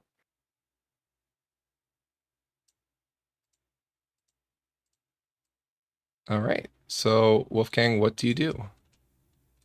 So after knocking open the door, continues pushing the wheelbarrow in, like he's not even stopping. He's just making for the back door of the guild hall. And as he's walking, he just calls out, "Oi, Giddy! Got a good deal on Porpoise meat at the Eastside Butcher's on the way in." I don't know why they don't just throw the poor things back though. The sausages never sell. And very carefully and gingerly sets the corgi down on the ground to let it rest. It's clearly been out walking for quite a long time and is desperately in need of its bed or somewhere to curl up and sleep. It's a very old looking dog. Takes a glance around the room, locking eyes with each of the party members, like once in turn to size them up. Do you want to give me a description of how you currently look? Like, are you haggard from being on the road? Do you have fresh scars? Like, what's he seeing? We haven't been to sleep since the barn, right? Correct. I haven't slept in over 100 years. We're all pretty just ragged, burned, bruised, scarred, beat up from a fire, and we're the proverbial hot mess. Except- Roger's actually at full health. I didn't Belgium's take any pretty good. damage. We can do this all night. Apparently Zippo has been using prestidigitation on himself, so he's looking okay. Yeah, Zippo's still in his bag also. So you see 4 members of the party. Yeah, we're all sitting in a circle. He would glaring see at- And a Brunhild because bag. Brunhild isn't in. She's sitting outside of the bag, kind of looking in. Okay, so you see 4 members of the party and their dog. So Brunhild's poking her head out of the bag. Now she's She's poking it sitting into the guard bag. next to the bag, looking in. Gotcha. So yeah, continuing his march towards the back of the room. Now addressing the party more directly, like, Hells, you look like you've been through it. You looking for a bath, place to stay? You must be the bean sprouts that Giddy told me about. I believe we've already. Gideon was kind enough to set us up with some accommodation. It's nice to meet you, Guildmaster. Oh, it's nice to meet you too. We'll handle names in a second. Do you want to do the official business tonight? You press for time, or shall we deal with that on the morrow? Oh, we'll probably be in town for a few days at least. No need to rush if you're in a hurry. In the rings, Ulrich is, while you're saying that, going to just go, Why is it we don't want to entreat with him? Over the rings, Roger will fire back. Lord Dara apparently has beef. Fuck my cousin. This isn't Alabama, despite your accent. oh, heyo. I'm from Appalachia. I can say that. Ulrich is gonna just say he trusts your judgment though, and doesn't want to upset Roger, and says, Yeah, we're gonna be around. You just came in. We can get a rest, you know. Right, so sharing a meal and swapping fireside stories it is then. Give me 10, and then meet me in the back room. I'll have a stew going for you. And Alright. he just keeps walking, and it very unceremoniously bangs the next door open as well with the wheelbarrow. Well, looks like that's gonna be happening. And Roger will say over the rings, but no branding, hopefully, at least not until after we've had a chance to calm your cousin's nerves. Perhaps. Well. What kind of beneficial brand can your cousin bestow upon us? I don't see any reason not to go with the Guildmaster first. I'll be honest, I'm really not certain. If we talk with Marius, I'm not really certain I care to speak with Dara that much. Well, Marius will be here in a week's time, and we were there when something got burnt down on Dara's property this morning. Yeah, I recognize that. We already agreed to talk with him. I recognize that as well. Just saying, I'm not sure I'm looking forward to it. Understood. I'm just passing along the information I have that might hopefully make it smoother. Yeah. So, hey, while we're in the rings, just a random question. Vendettas against trolls, like, that's cool, right? Hey, I got vendettas against everybody. It don't matter what they are. If they ain't dragon, I ain't, interested. Look, all of the oaths that I've made have been to uphold the particular group. None of those groups mention trolls explicitly. Alright. If you need those to eat, I'm perfectly willing to help you out for the greater good. The greater good. Greater good. Party first, everything else in the world second. We're on the right track, right? Like, we're gonna help the world. I mean, we're Well, we abandoned the best track when we broke the wall down. yeah. I don't know who did that. That's crazy. Against my advice, I want to point out. But as far as I can tell, yes. All right. I think we're doing okay. I think we're fine. We want to help more people than less people. I was reading a book about philosophy once, about the great philosopher Tra Lay and his problem. about a carriage going down a course that might run over one person, but you could possibly change the course of this carriage to hit multiple people but save that one person. Would you rather save that one person who might be a family member or just kill a bunch of strangers? Or, you probably all had to read about that in school. Does Maybe the not use Hippo. does the act of throwing the switch imply something about our morality? I don't know if I'm in a good place to talk about this. Morality, schmorality. We're the good guys, as long as we win. You started it already. Yeah, I just wanted to make a good place pun. I don't know. Look at it this way, Orc. And here we If are. we're the ones who win, we get to write the history. So by default, we can't be wrong. Oh, shit, right. have you We're learned not to write? No, I'm not going to be the one writing. Oh, all right. Zippo's 6, there's no way he's literate. I know I can read everything. We should probably head to that back room. I feel like we're fast approaching that 10-minute mark. I heard there's a stew. Ah, Did I hear something about porpoise meat?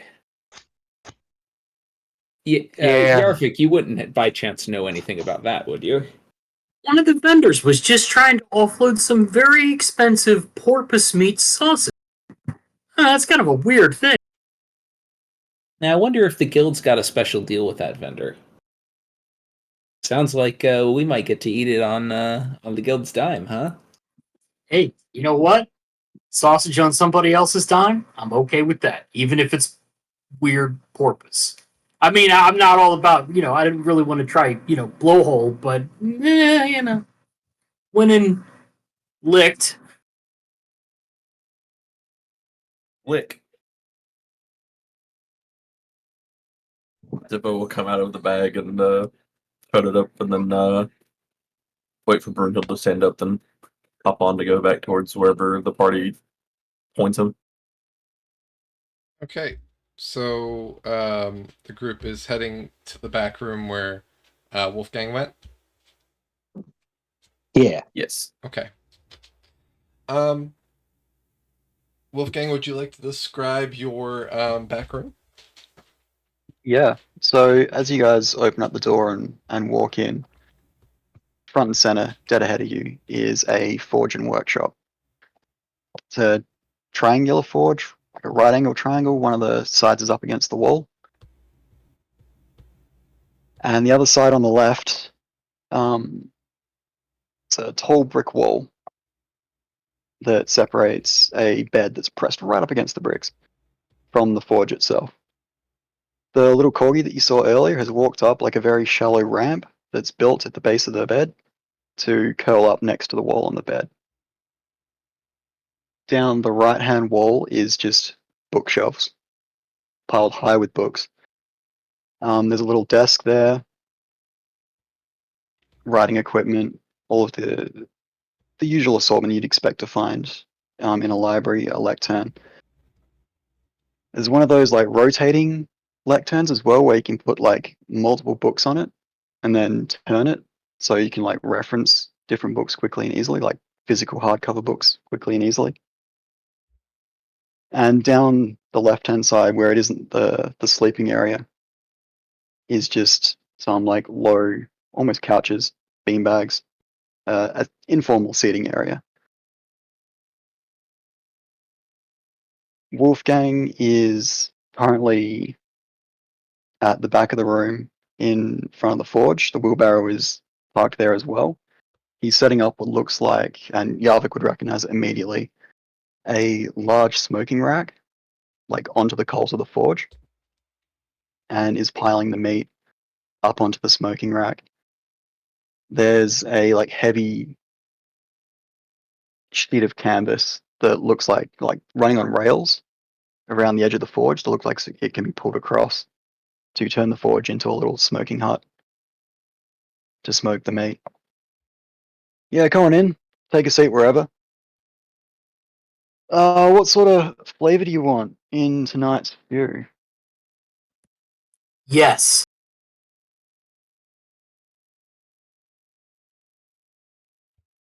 I'll All right. Well, have how a, about this then? Given your silence there, why don't we do a bit of a potluck? Well, that would be great. You are a gracious host. I mean, I think Yarvik here, as you said, is pretty excited to try any flavors. So I'll have approximately 1/4 of whatever Yarvik is having. Yarvik is just he's staring at the ingenious of the setup of doubling the forge as a smoking rack. Do you have any training in Arcana, Yavik? Are you proficient? Been told what I do is magic with healing and something that I can do to make I do something with my bow and I can make roots appear under somebody. I can make myself go a little bit faster. I'm told that that's Arcana, but it never occurred that way to me. That's not how I learned it. Okay, so you're not formally schooled. No. Is anyone else in the party proficient in Arcana? yeah, yeah. we that there he is, Mr. Yeah. Magic. Do you want to go ahead and roll an Arcana check for me?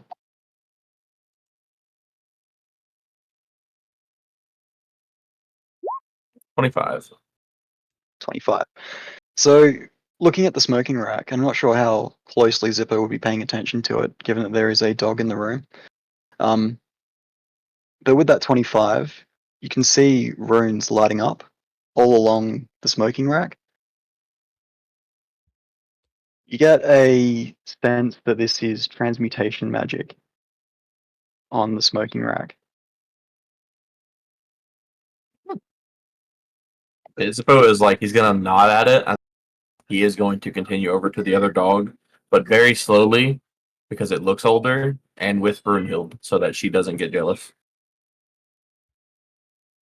Yeah, so the corgi at your approach does look up and is a very old dog. We're talking like 15, 16 years old. Like this is a long in the tooth. She does, or the corgi does notice Brunhild, and you see like that old dog slow tail wag that they do when they've got like a bit of arthritis. Mhm. And she gets up and like wanders down her little ramp to get off the bed and say hello proper. Heck yeah.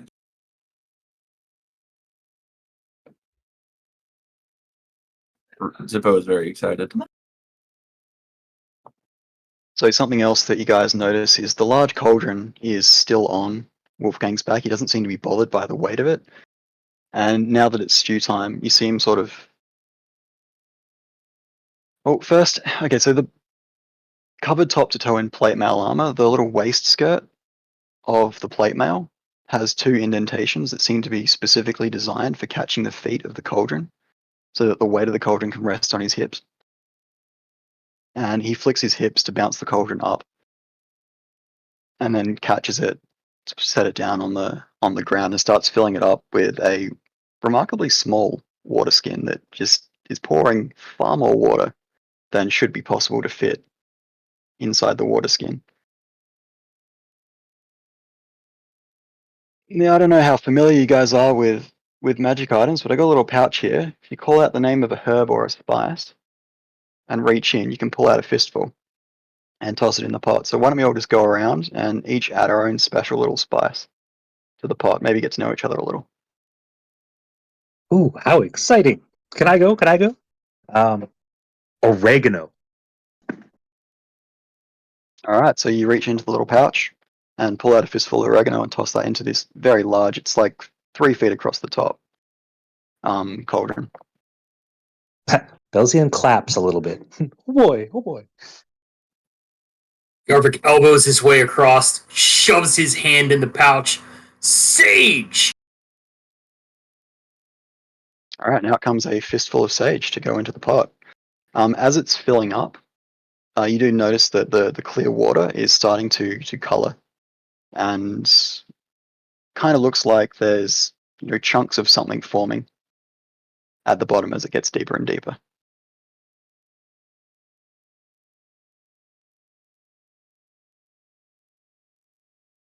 Anyone else, or do we have two takers? Roger Garvik will- shoves his hand back in. He bumps whoever's getting ready to get up. Time! So time comes out of the bag as well. Roger will gently take the bag from Yarvik and reach in and say, "Salt."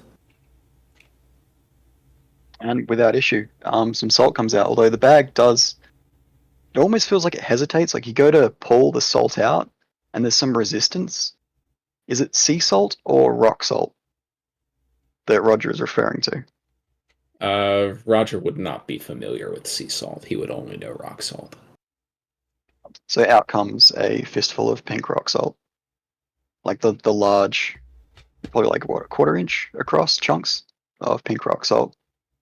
It gets tossed into the pot.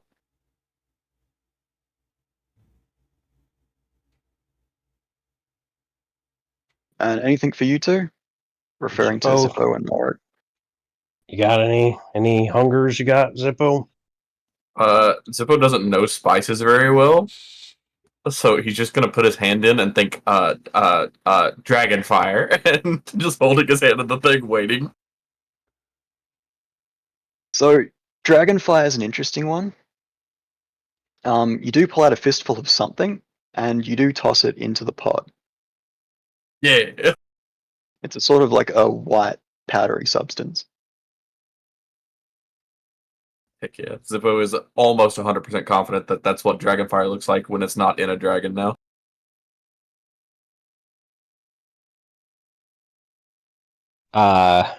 And once Zippo does that, Ulrich will throw in a bit of coriander. I'm trying to think of what would be. No, Coriander some would be red good. pepper flakes. I think some red pepper flakes add a little bit of spice. All right, so you reach in and a handful of spicy red pepper flakes. Yeah, it comes up. All right, well, enjoy.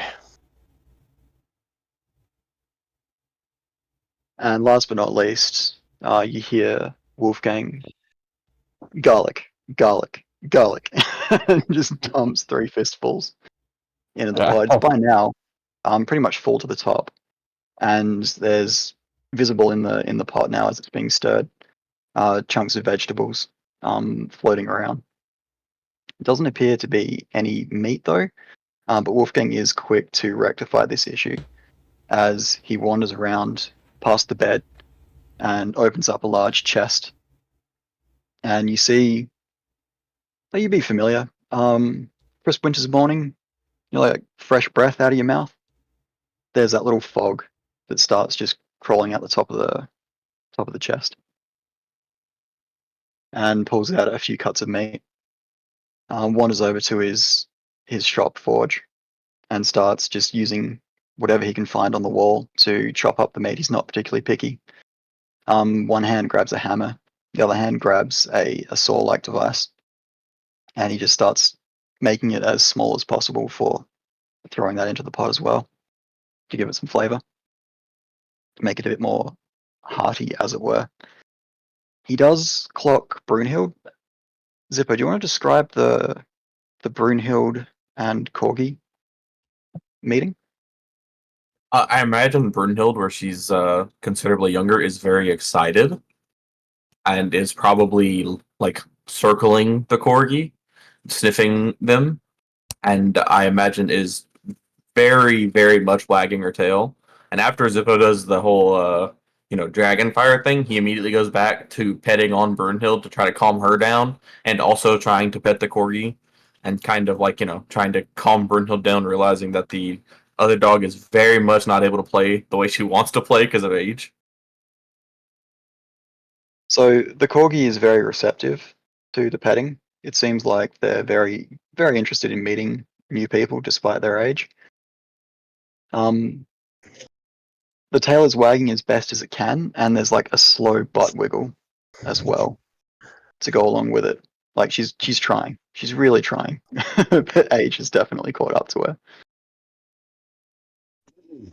Well, I guess you all know who I am, but I only know one of you. Why don't we do some introductions next?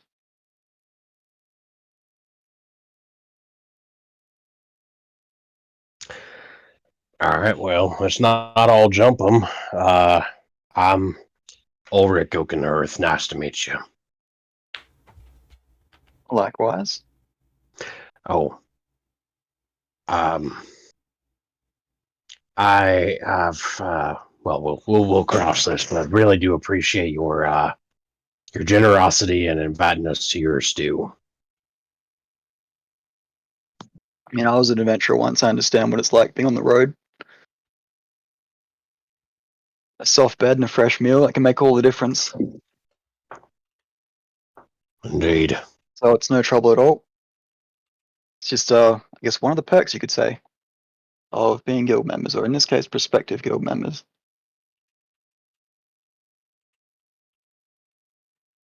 Hello, Guildmaster. I am Belzian Gilkus, the half-elf monk. Hiya! And he extends his hand for a handshake, but it's like a karate chop. I like how it's Wolfgang just. recoil. I like how it's just the same introduction as when he's introducing himself in the campaign. I love what you've done with this place. This is so exciting. Belzian is just very verbose with the compliments for the stew in the area and is excited. Are you going for a handshake, or are you just putting the hand out?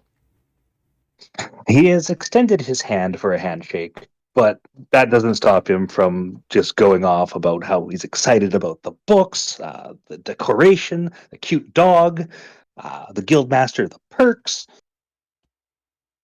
So the hands are covered in porpoise gore, and Wolfgang's well aware of that. So he doesn't reach for your hand at all. He sort of just looks down, looks at your hand, and just, sorry, buddy.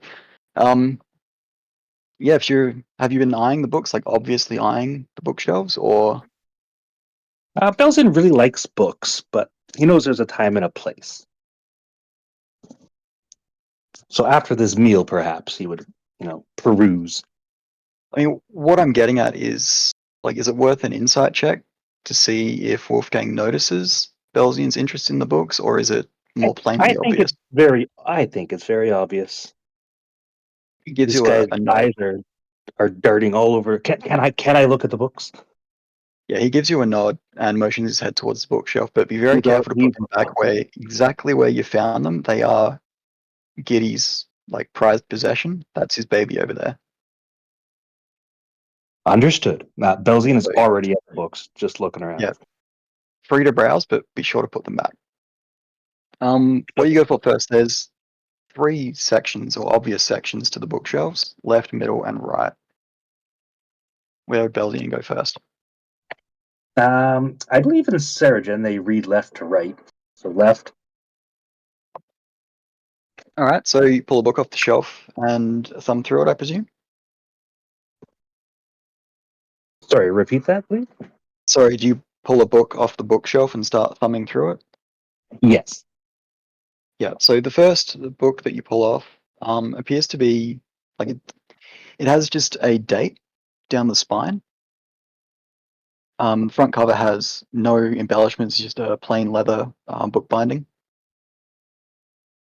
And thumbing through it, you notice that this is all just numbers and charts, basically. Some of the charts that stand out are, like, requests for guild assistance, like, by generalized type, to, like, plot frequency. So monster attacks, or bandits, or finding missing persons, retrieving missing objects.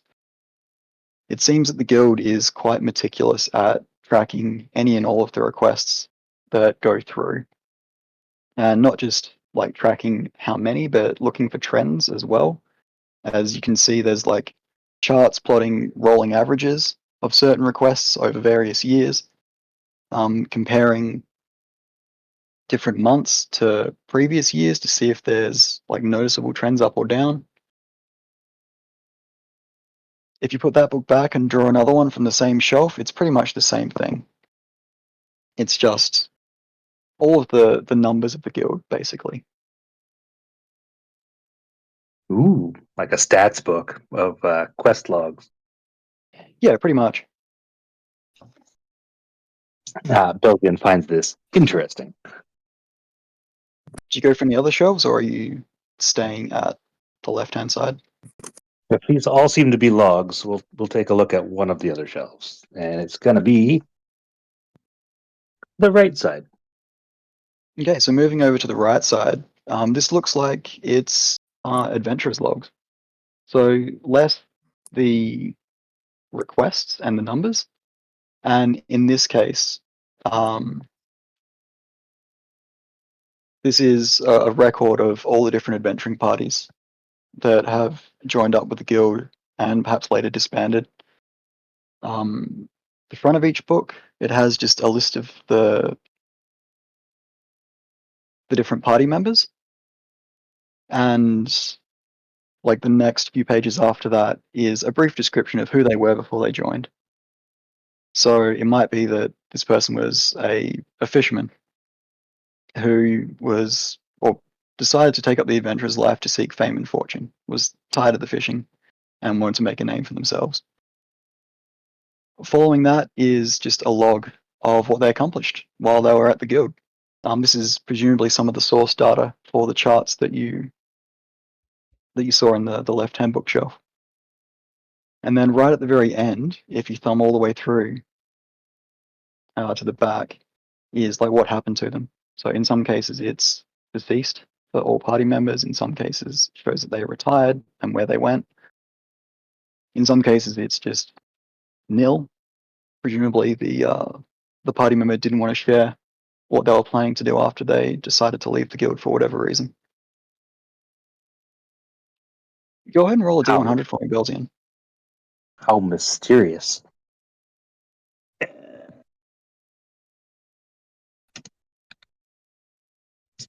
It is a 72. 72. I'm just going to wait for confirmation from the Wombat of DM.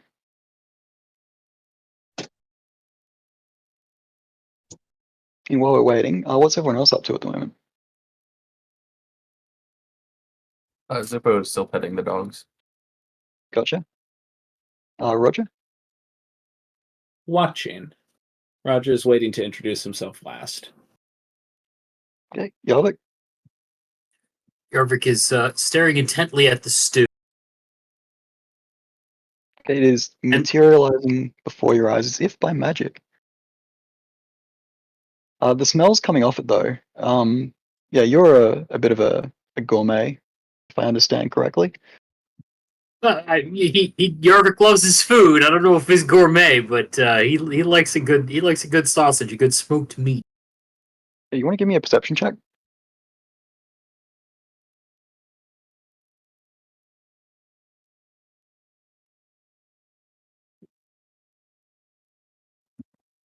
Ooh, 22. Yeah, you Yarvik's notice. keen sense for meat.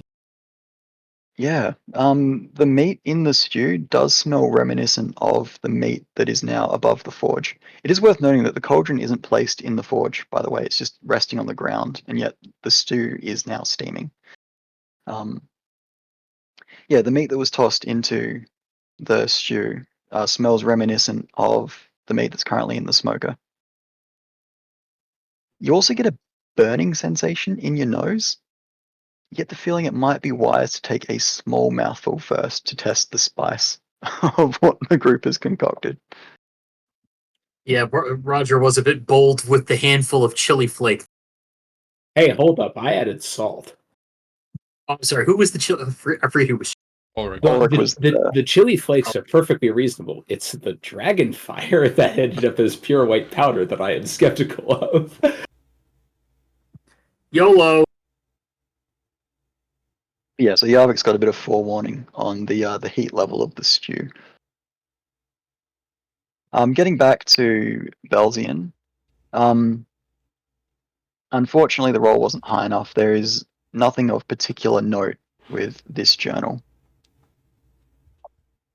It just appears to be a random adventurer's log, and pulling a couple more off the shelf is exactly the same sort of deal. You've got the party name, you've got a list of the members, a brief description of who they were before they joined, their accomplishments, and then what happened to them when they left, insofar as they were willing to share with the guild. Cool. With a smile, Belzian returns any books exactly the way he found them. Wonderful. Who was next for introductions? Zippo not moving from where he's at. We'll say, I'm Zippo, I'm only good at killing, and then continues to pet dogs.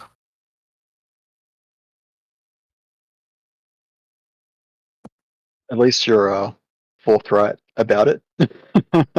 Yes, the adventuring takes all types.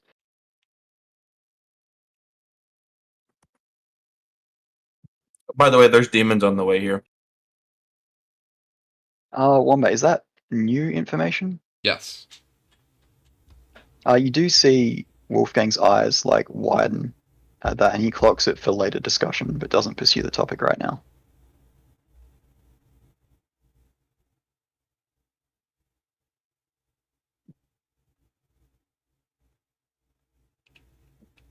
He turns to the halfling by the stew pot. Yarvik, not taking his eyes off the stew pot and continuing to sniff, says, I'm Yarvik. I shoot things and chew breakfast sausage, and I'm all out of breakfast sausage.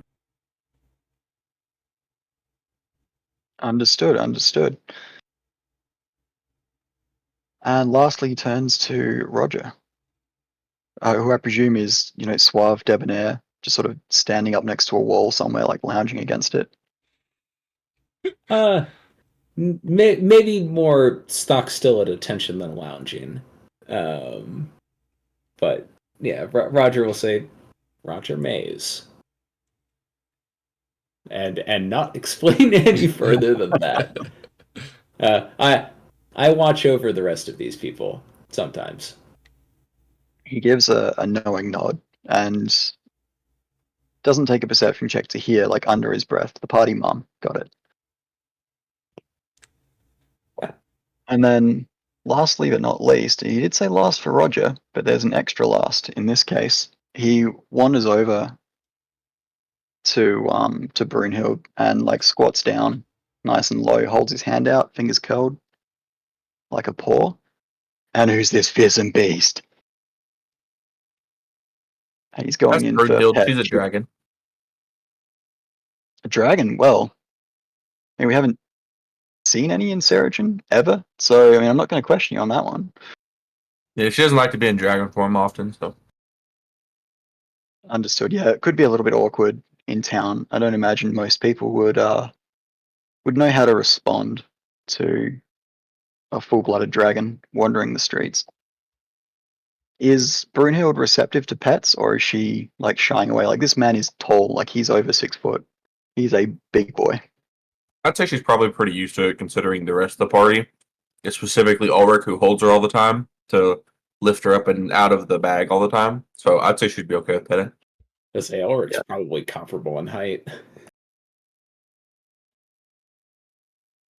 So yeah, squatting down, his hand extended, starts with the chest rubs, and then seeing that Brunhild isn't likely to bite or doesn't look overly nervous, he goes in for like the full face smushes and the neck rubbing. I bet you've been keeping this party so safe. Seems to be a dog person, definitely a dog person.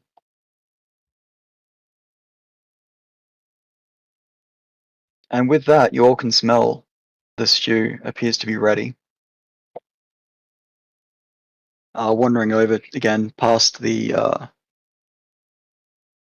brick wall that leads to the bedside of the room, into a cupboard he pulls out just some simple wooden bowls.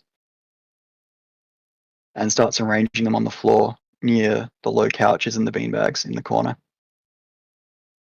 And again, without seeming to struggle overmuch, lifts up cauldron now full of water and holds it over, so everyone has like ready access to the cauldron. Oh, come on now, time's a wasting. Let's sit down and start those fireside stories. Zippo grab his bowl and kind of go over to the cauldron to get it filled up or fill it up, either or. And then he will start eating it without like any second thought, and then we'll just sit next to the dogs while doing so. Yeah, go ahead and roll Constitution for me. And roll with advantage due to your dragon heritage.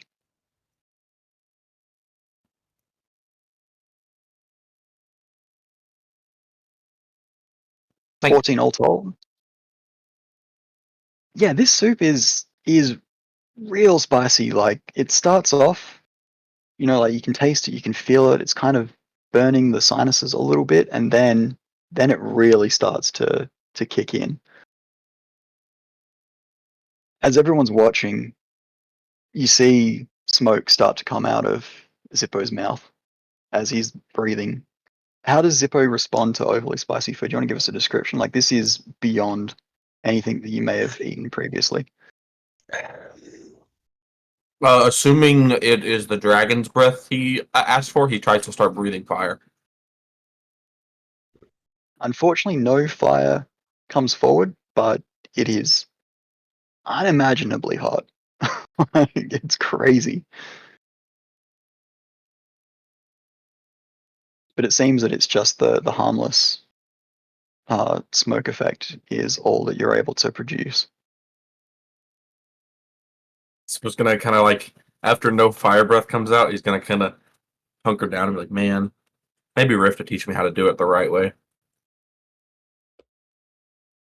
This Rift sounds like an interesting person. You'll have to tell me all about them.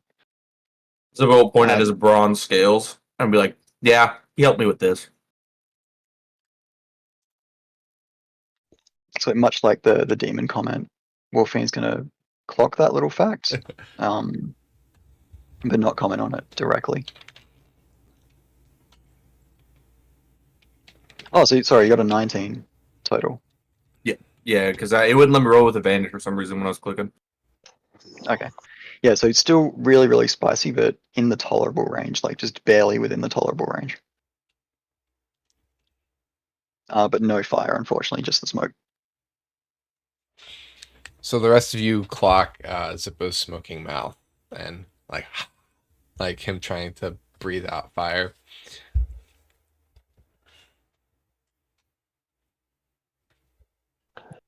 Garvik's game. He's going for it.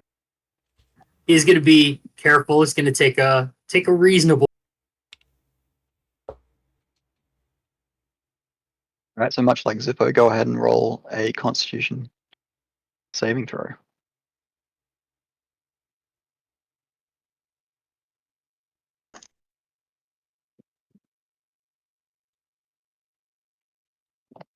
All right, so pretty similar to what Zippo experienced, and you also get the burning of the sinuses.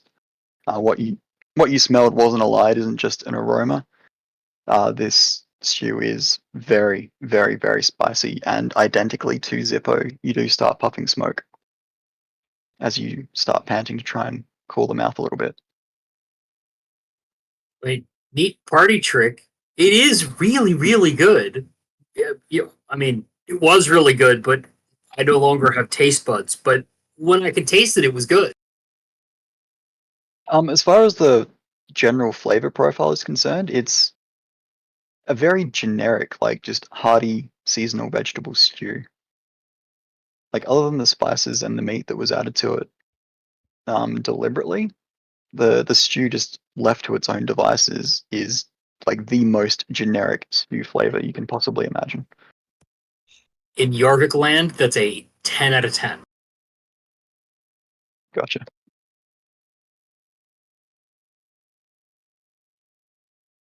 And anyone else? Um,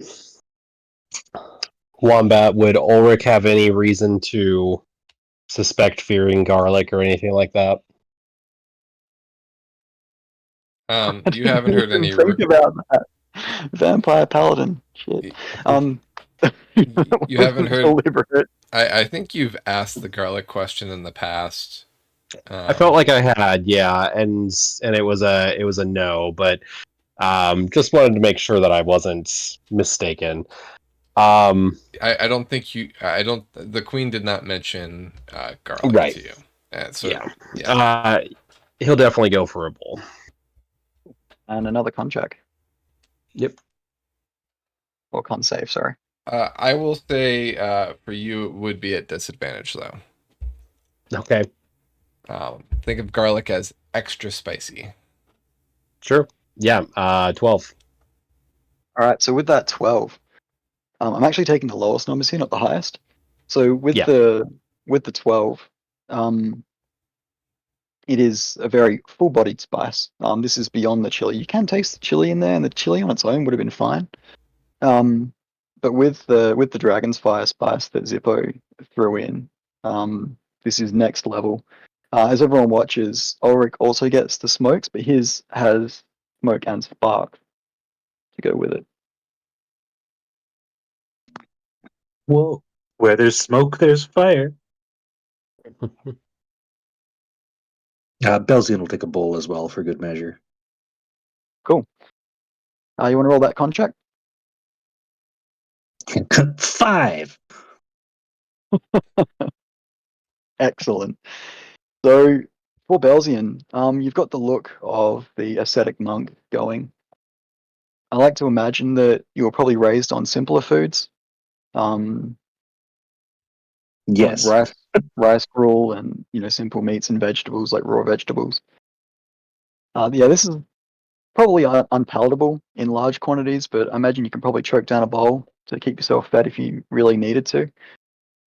And yeah, sporadically you are puffing or billowing with smoke. The embers are there, and then every now and then you see just a gout of flame just burst from your mouth. It's not overly huge, probably only about like half a foot in diameter, but you are creating like little fireballs. The oregano was a great choice.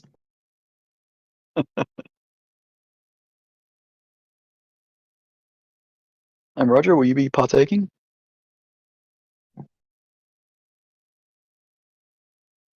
If I wanted to breathe fire out of my mouth, I would swallow a flaming arrow. So Not you're after, looking for not after looking what for Zippo has done to it. You know what? That's fair. We got goat's milk and cheese if you'd like to soften the blow a little bit. Absolutely. And So he Roger moves will avail himself of the goat's milk and the cheese.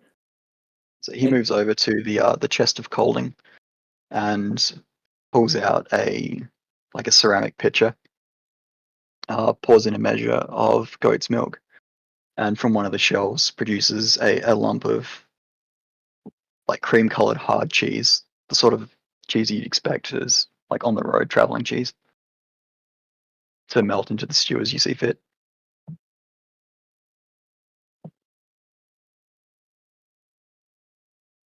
And taking a taste of your concoction, the edge of the spice has been taken off. Do you want to roll with advantage on your contract? I suppose. On save.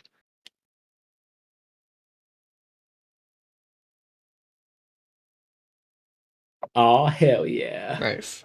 Yeah, goat's milk and cheese was exactly the right choice, Roger. You have cut through the spice and you're barely even getting a wisp of smoke. All you're getting is the full-bodied flavor of the stew with all the different herbs and spices that everyone chose to add, along with a very, very rich, fatty flavor of the porpoise meat.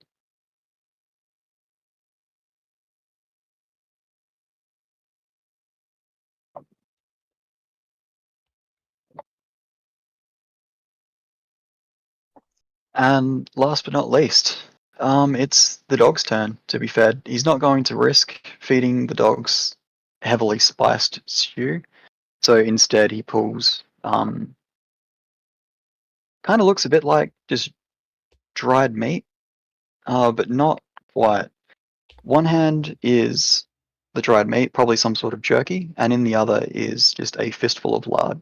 And with his bare hands, he's crushing the two together to make a sort of pemmican, and sets that in two bowls, one for the corgi and a much larger bowl for Brunhild before he sits down. Has everyone taken what they want from the stew? Because I'll finish the rest off after you're done. All means. I would love to have more, but I think I'm okay. I think it's all you.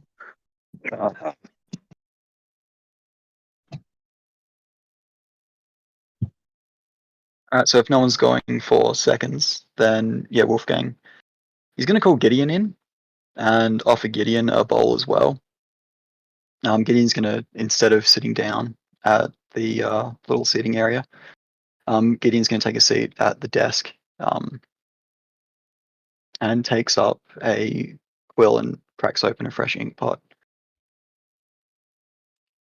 Well, now that we're sharing a meal, thank you everyone for contributing. Maybe it's time for those fireside stories. Did you want me to start, or would you guys like to start? A little bit about yourselves, who you were before you decided to sign up. And Belzian, you clock this immediately. He's fishing for the information that goes into the start of one of the adventurers' logbooks. And he's not being subtle about it.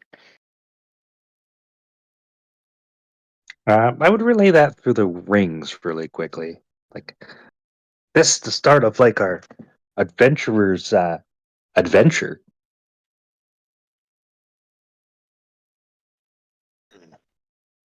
However, Belzian still needs a minute to recover from spice. For fireside tales.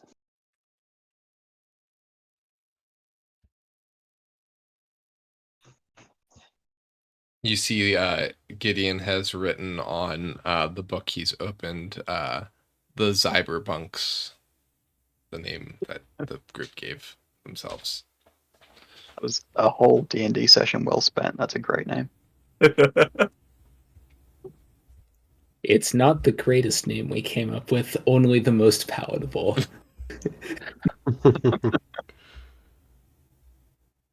So he is looking for input. He's willing to share some of his own adventuring stories. But if you guys would prefer to go first, then he's leaving the table open. Well, I think we all have, had a little bit of a interesting way of finding our way here, but the simple bit of it, at least from my point, is served in the War of the Three Princes. My prince didn't win, but I served the kingdom and did the greater good for the kingdom, first and foremost. So I bent the knee, got to work, and spent some time rooting out insurrectionists and anyone who refused to bend the knee. And ultimately, once the wall fell, crossed into the two lands beyond. You hear before like coming back here. an audible like gasp from Wolfgang.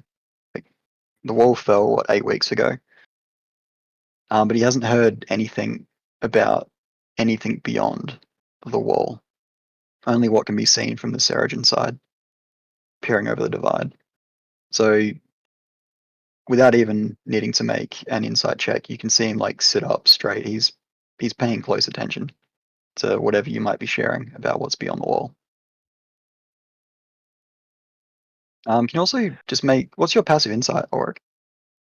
Passive insight is not actually that high, 12.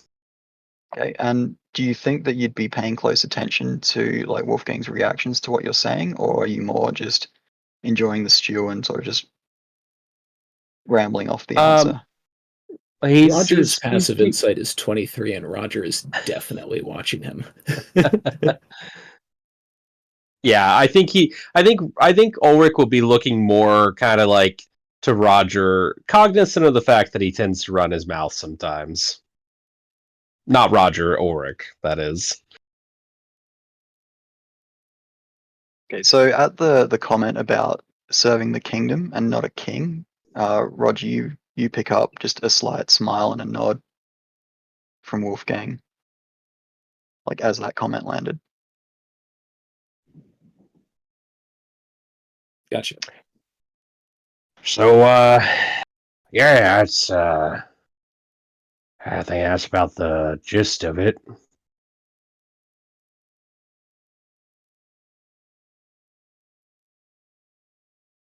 I'm Been very working interested with. to hear about what adventures you got up to outside of the wall. I believe it's your turn. That is fair. Give a penny, take a penny. You hear him groan a little as he stands up. Age is definitely catching up to him. And he wanders over to the right-hand bookshelf and pulls easily the dustiest tome off the shelf and brings it back to where the group's gathered. Places it down in front of anyone who wants to pick it up.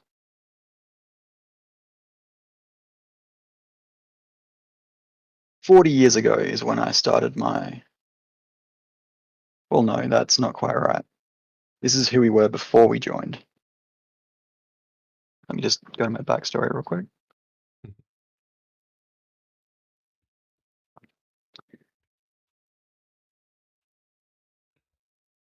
So like a lot of people who end up with few options in life, I was abandoned at birth at a monastery raised by the monks. A quiet kid, but still a bit of a troublemaker. At least got into trouble quite often. That led the monks to not really want to keep me around. They didn't see positive things keeping me with the monastery. So as a young boy, I was sent off to work with the Iron Alliance gnomes based out of Jane. And honestly, I'm grateful for that opportunity. Being a bit of a tall boy, a big boy, the gnomes thought that I'd make an excellent unskilled laborer, but it became apparent quite quickly that I learned how to make at an astonishing rate. You fast forward 15 years, and I'm walking out of Jane, bearing this ring, and he holds up a signet ring. I imagine Roger and Ulrich would recognize it immediately. How familiar are Yarvik, Zippo, and Belzian with nobility and their whole circle of society? Not at all for Zippo. Yeah, Yarvik would have real use for that. Very Belzian. little Belzian. Would there have been anything in the library? I may have Different read about it, sigils, but I different don't think he houses would. and whatnot? He probably would have the basic history understanding if it was ever written down. Okay. No. So Yeah. Roger and Ulrich, you recognize the symbol immediately. It is a maker's mark for the Iron Alliance, which signifies the bearer as a master craftsman. The kind of person that the kings and high nobles would go to when they want a new pair of pants to show off at the ball, or a fancy set of armor to gift someone as part of their noble pissing matches, as they often engage in. So anyone bearing that symbol is like depending on their own personality, I suppose, are very well regarded by the upper circles of society. So I earned this ring with the gnomes, but I wasn't satisfied. People didn't see me, and he gestures to his scarred face. They only saw the ring. I wanted to make a name for myself. So I found myself wandering the forest north of Licht and met someone that gave me an opportunity once in a lifetime. I took up that opportunity, and as I was leaving the forest, met up with Danger Dan Darrow. His little group was being assaulted by one of the dire boars, more common in the northern parts of the forest. Sadly, his group didn't make it, but he was still alive. And I managed to fend off the boar with his help, and that was the start of our friendship and the start of my adventuring career. That was 40 years ago.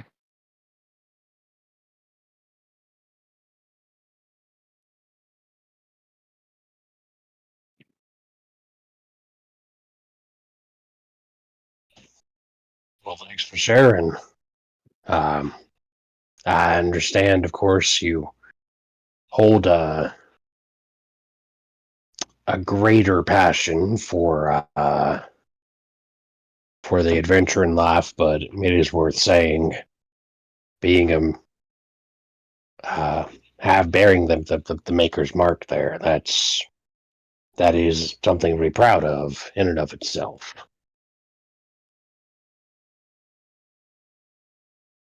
I have to agree it was hard earned, but I'm much more proud of my adventuring accomplishments than I am of the ring itself. Or, of course. It's also a burden. The reason why I wasn't here. I think Gideon mentioned you were here yesterday, looking to sign up for the guild. This morning. This morning. Yeah, I was still on my way back from Jane. I have to pay my guild dues after all. And in this case, he's referring to the Iron Alliance Crafters Guild rather than the Adventurers Guild.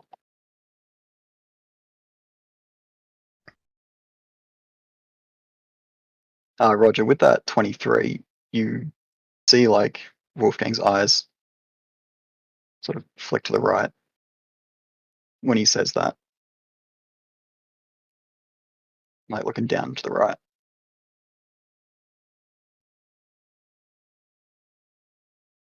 Noted.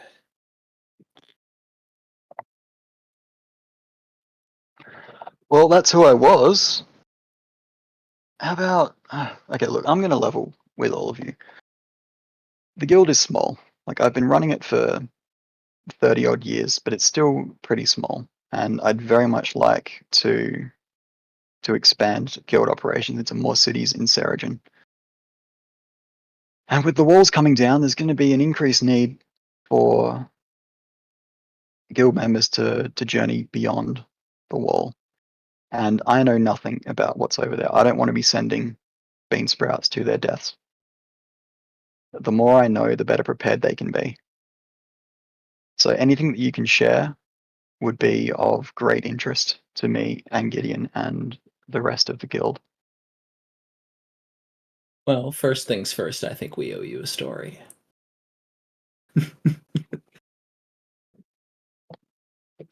He settles back into a beanbag, ready to hear the story. I suppose I can go.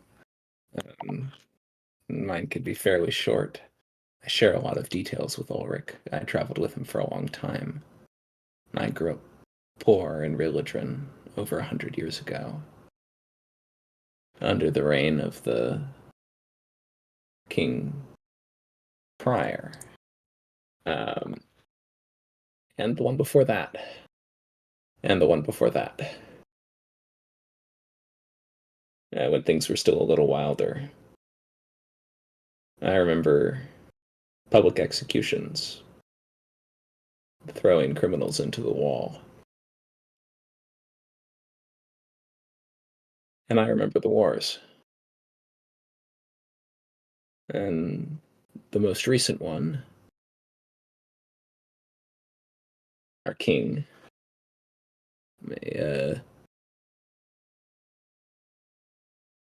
raised my family from poverty, and I pledged my service to this kingdom.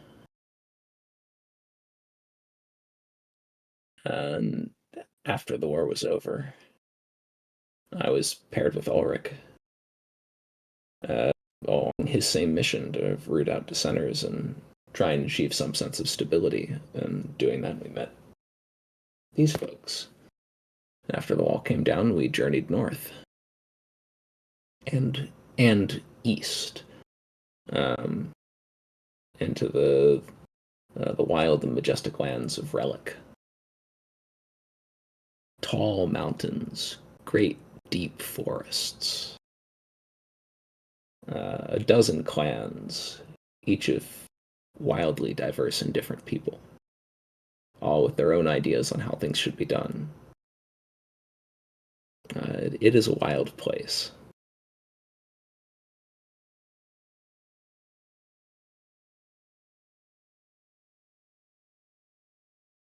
Thank you very much for sharing those insights.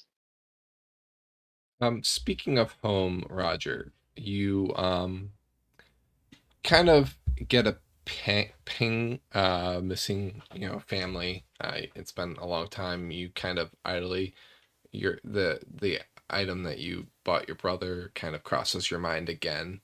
And also you've kind of feel nostalgic because, well, Licht in its current state kind of reminds you of Religion, the overpopulated, becoming slum-like. It's not quite there, but it's well on its way. Yeah. I'll go ahead and mention that, actually. Because, Licht is starting to look a little bit like Religion did when I was a kid. Crowded, starving people, confusion, fear. But community, too. I certainly hope you have something like that here. Yeah. At the mention of community, you see him perk up much like he did when Ulrich mentioned serving the kingdom, not the kings.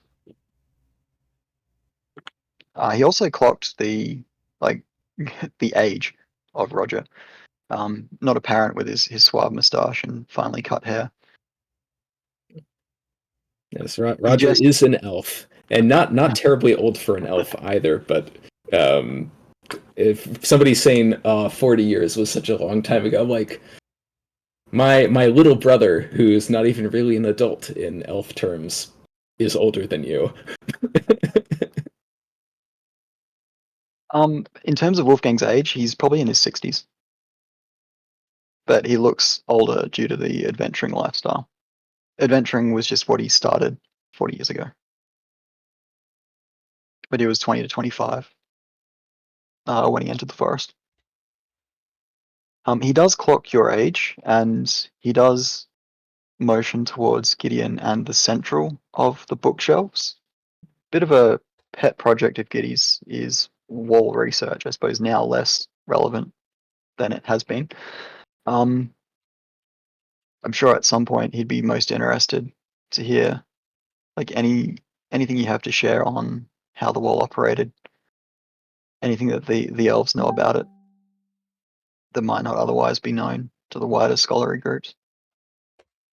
Roger will gleefully temple his fingertips together and say, "I'm sure I can give him some delightfully gruesome stories."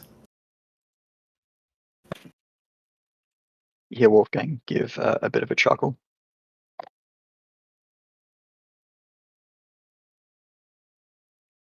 So is anyone going next, or are you looking for me to share some of my adventuring tales?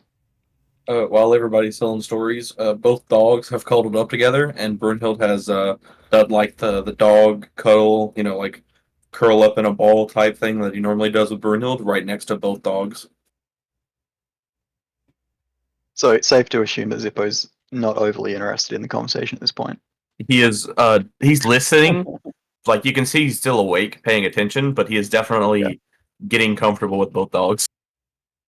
Yeah. Couldn't pet that Um, dog. the corgi is definitely open to the cuddle puddle idea and is participating wholeheartedly. If Brunhild's okay with it, then she's likely crawled up on top of, because Brunhild's a mastiff, right? She's big. Yeah. Yeah, what he's big.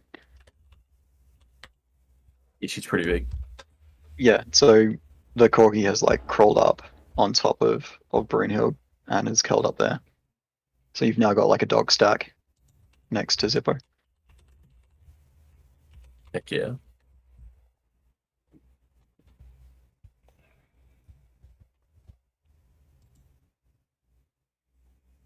Zippo, while he is curled up, will mention after hearing about like the wall fanatic that the desk guy was, Gideon or whatever his name is. Zippo will say, "Well, there was an elf we met that was there when they put the wall up," and that was pretty interesting.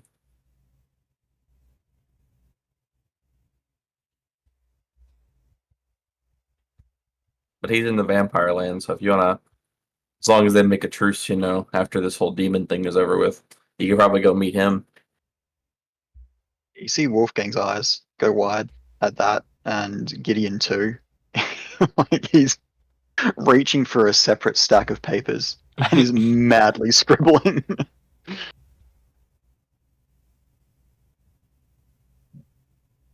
Wolfgang settles his eyes on Belzian and Yarvik, giving Zippo a moment to just enjoy the dog's company.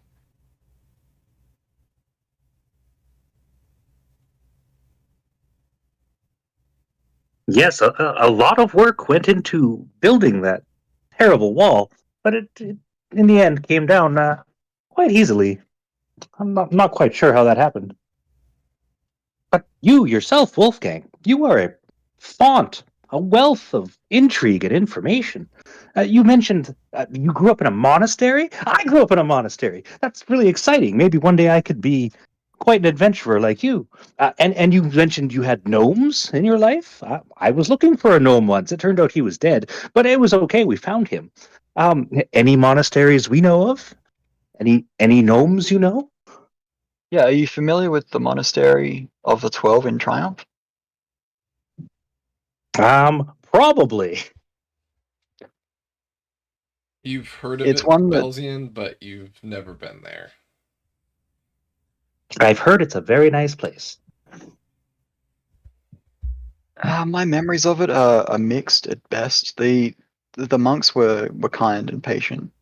I will give them that. The other orphans, a little less so. You know how children can be a little Yes. vicious at times. And he gestures to some of the facial scars. Like, not all of these came from adventuring, let's put it that way. I wasn't well liked by the other children. And Roger, you clock another down and to the right.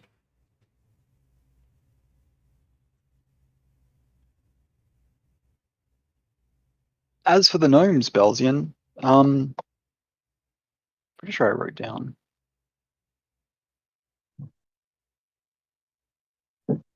Yeah.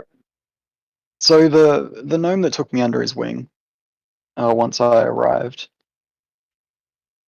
in Jane, was Ratold Ledarm, a guildsmith for the Iron Alliance. So he's who gave me my first chance at proving myself at making something.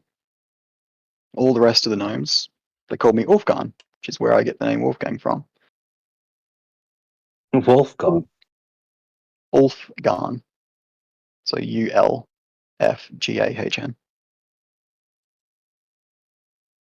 Neat. Does anyone speak Gnomish? Oh, I think Belzian does. Yeah, Belzian has Gnomish in there from the cloistered scholar background. So Ulfgarn means monster in Gnomish. They called you monster. Well, I'm surprised that you're familiar with the language. Yes, that was my nickname with the Alliance. I had Still a lot a of damn time sight at better than study. what the children called me. I suppose it could always be worse.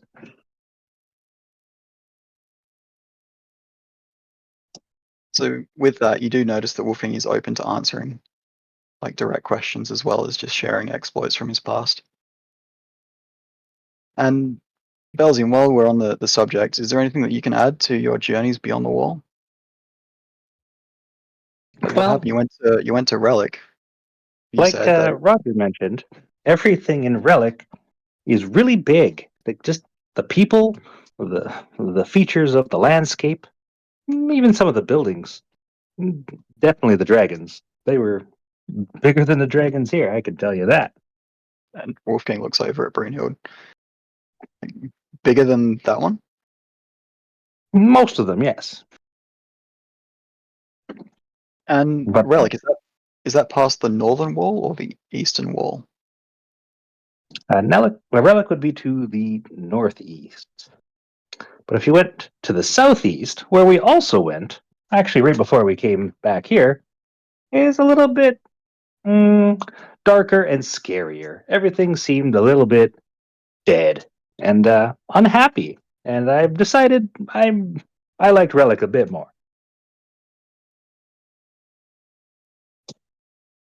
Necrata is a dead place. Sounds decidedly ominous. You'd think it would just be the end of it, like it would be just a cemetery. But there were quite a few people there. They had a culture going on. They had their histories. It was just scary and spooky. Yeah, you mentioned an elf that was there before the wall. My people live a Yeah. long time. Yeah, I believe Reynard was his name. He told us that he helped put up the wall in the first place because people couldn't behave back in the day. Or so the story goes. Did you ever run into any gnomes with the last name Banefellow? Wombat.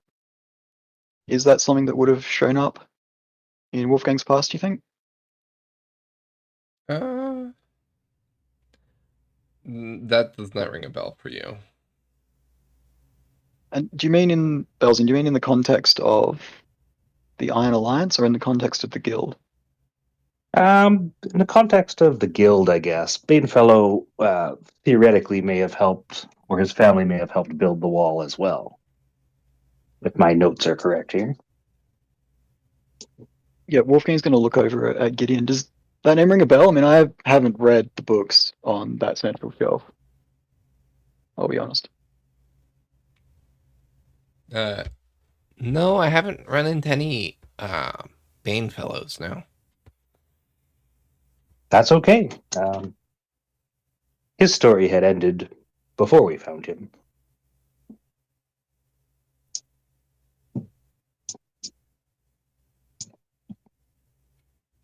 And now he turns his attention to Yarvik.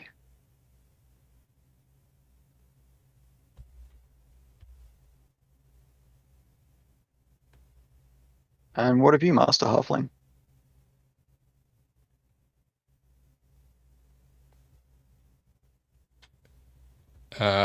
Bill, you still here? What's up? You were just asked. Go ahead and repeat it, Erasmus. Yeah, and what have you, Master Halfling? What stories do you have to tell of your life before joining the guild and your adventures beyond the wall? Pretty simple. I just grew up in a small town north of here and split off and hit the woods. I just always felt more connected with the woods and the outlands and the away from society. This group is actually the first time I've spent any significant amount of time with other people. So um, just pretty simple. Not no great quest drives me. No personal journey. Just along for the ride. So at the mention of a town north of Licht, specifically, and the forest north of Lick, you do see Wolfgang perk up. This doesn't require an insight check. This is just him like genuinely interested and being quite open about it. And what have you? How far north in the woods have you traveled? I stayed mostly to my patch of woods and forests near my town. I didn't travel.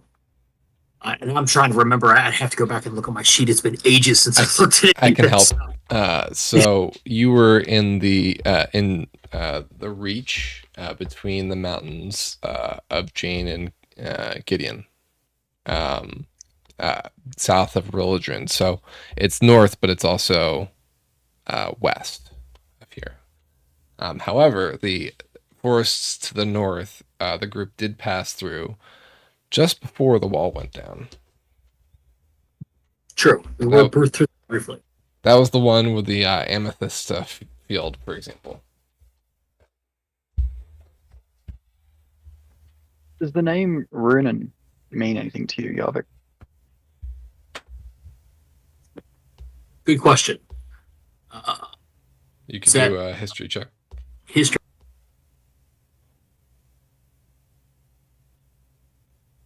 No clue. Never heard of it before. Crickets.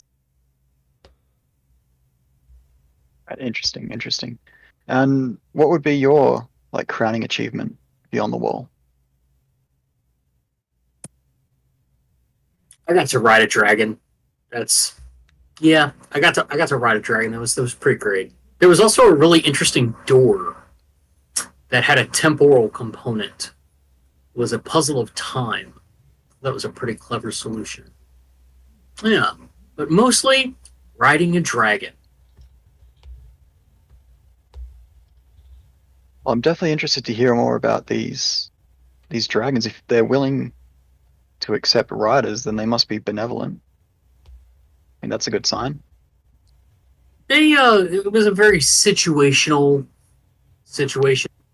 But the dragons that we met with, quite civilized, quite gracious, definitely formidable, a strong ally to have. But those are not the only dragons that we met in our time. So there are others. The lands east of us are wonderful and fantastic and frightening, all at the same time. Understood. Which you've mentioned now several times a variety of clans over in Relic. Are there any that would-be adventurers should steer clear of? Any that might offer safe haven? I can speak to clans of the halfling clans which we had met. Seemed very interesting to me. The gold dragons were interesting. There are elves. That is a whole other story. That there are other elves that we met. Their relationship with other beings to the southeast. It's a bit complicated. It's as wild and as varied as anything you could ever hope to find. Very, very different from Seregen. Seregen is, I mean, part of it is just that's what we grew up with. That's what we know, right? We're of this area. We know this. This is home. This is comfort. To the peoples of the East, that's what they know. That's what their comfort is. But they are a study in extremes. So, Roger, you clock Wolfgang again, a brief smile and a nod at Yarvik's mention of being open-minded to different peoples and different cultures, and to be mindful and respectful of their different perspective.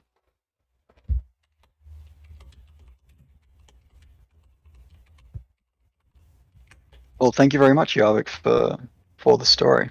I do appreciate that. I'm sure that information is going to be invaluable should the guild receive any requests to journey be on the wall.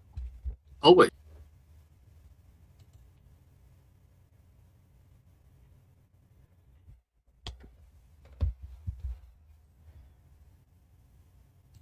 He's gonna just pause for a moment, see if anyone.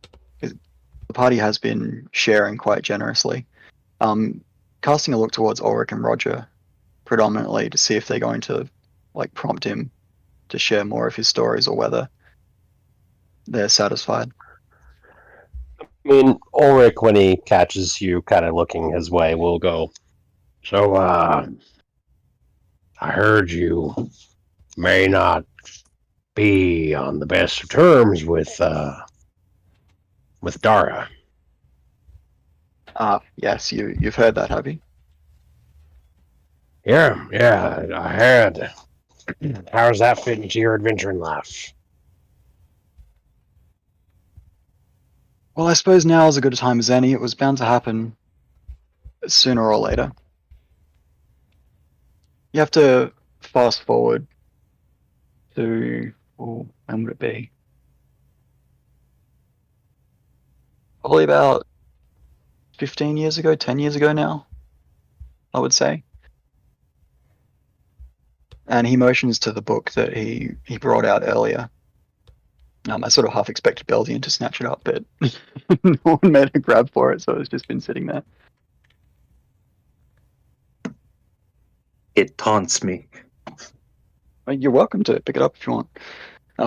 Like he's not making any move to guard it. It was brought down if anyone wanted to browse while they're eating.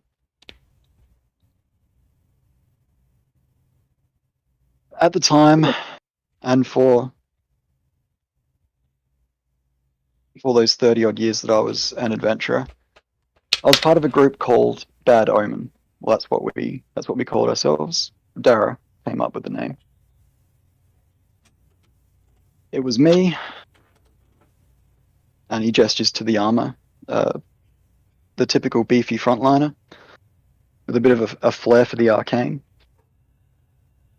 Otto Harfoot, our halfling wizard. Knives, she was our elven. How to put this? Infiltrator, I guess. And Dara himself as the party face, our people's man. And we've been journeying together for years upon years upon years, from all different ends of Seregen and back again. We did have a bit of a falling out, however. There was a secret that I was keeping. Not from Dara specifically, but just something that I was personally very self-conscious of, very shy about. Something that took me a while to feel comfortable opening up and sharing with the group. Although I do have my suspicions that Otto and Knives already knew and were just too polite to say anything. It's at this point that the illusion spell that Wolfgang has been under the effects of fades. And coming into view is the distended, almost comically oversized underbite, giant tusks, pale green skin of a full-blooded troll in plate armor, sitting down at the cushions with you. As you can see, I'm not entirely human. This is me. This is Wolfgang. This is who I am. This is how I was born. This is why the children were scared of me. This is why the monks decided it was best that I leave. This is why the gnomes thought I'd make an excellent laborer. This is why they were so surprised when they found out how much of an able craftsman a troll could be. Dara didn't take it overly well. He felt that I had lied to him, betrayed him. I felt that he wasn't considering like my feelings in the matter. We had an argument one night. And that was the end of our party. Come morning, Knives had gone. She didn't even leave a note to say goodbye.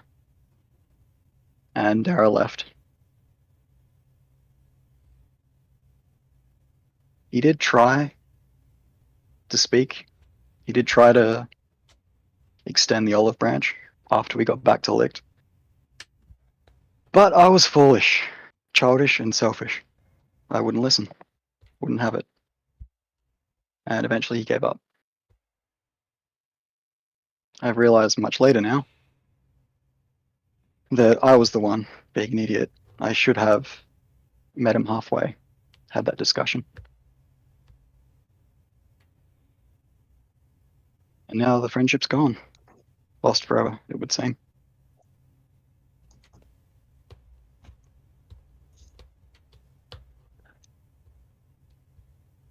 And he just lets that hang in the air. All right.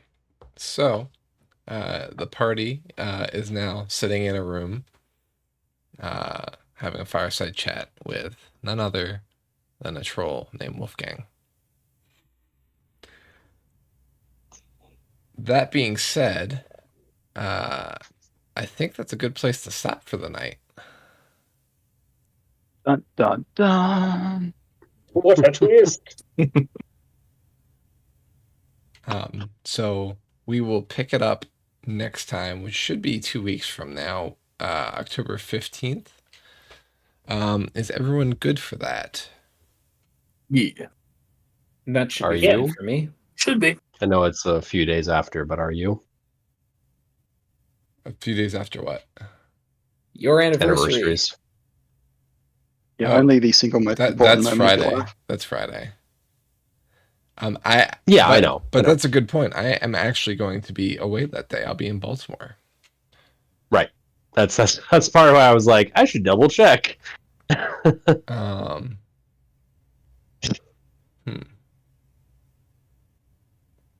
What about We the can 8th or the 22nd? Either one of those work? the latter potentially. 22nd? Either or. In theory, either of those would work for me. Yeah, I'm good for any day. And I just need a few days warning, and I'll make myself available. Okay. So yeah, I'll be in, well, the Baltimore area. I will actually not be in Baltimore itself, it turns out. It'll be more like north of Baltimore. But I'll be on a trip that week. So I actually leave on Monday. And just thought about that. So I'm glad I thought about it. Thank you, Shade. So we'll be back No problem. on the 22nd unless somebody says otherwise. And then plan on meeting the following week on the 29th as well to get back to normal. If that's doable for everyone. Yeah. If not, we can talk about it on the 22nd. But thank you everyone who joined in the chat. It's been a pleasure. And thank you to our guest star Erasmus, who will be back in 3 weeks to continue the role of Wolfgang. Been a pleasure. Thank you. Thank you. Neat. Thanks for playing. All right. See you later, folks.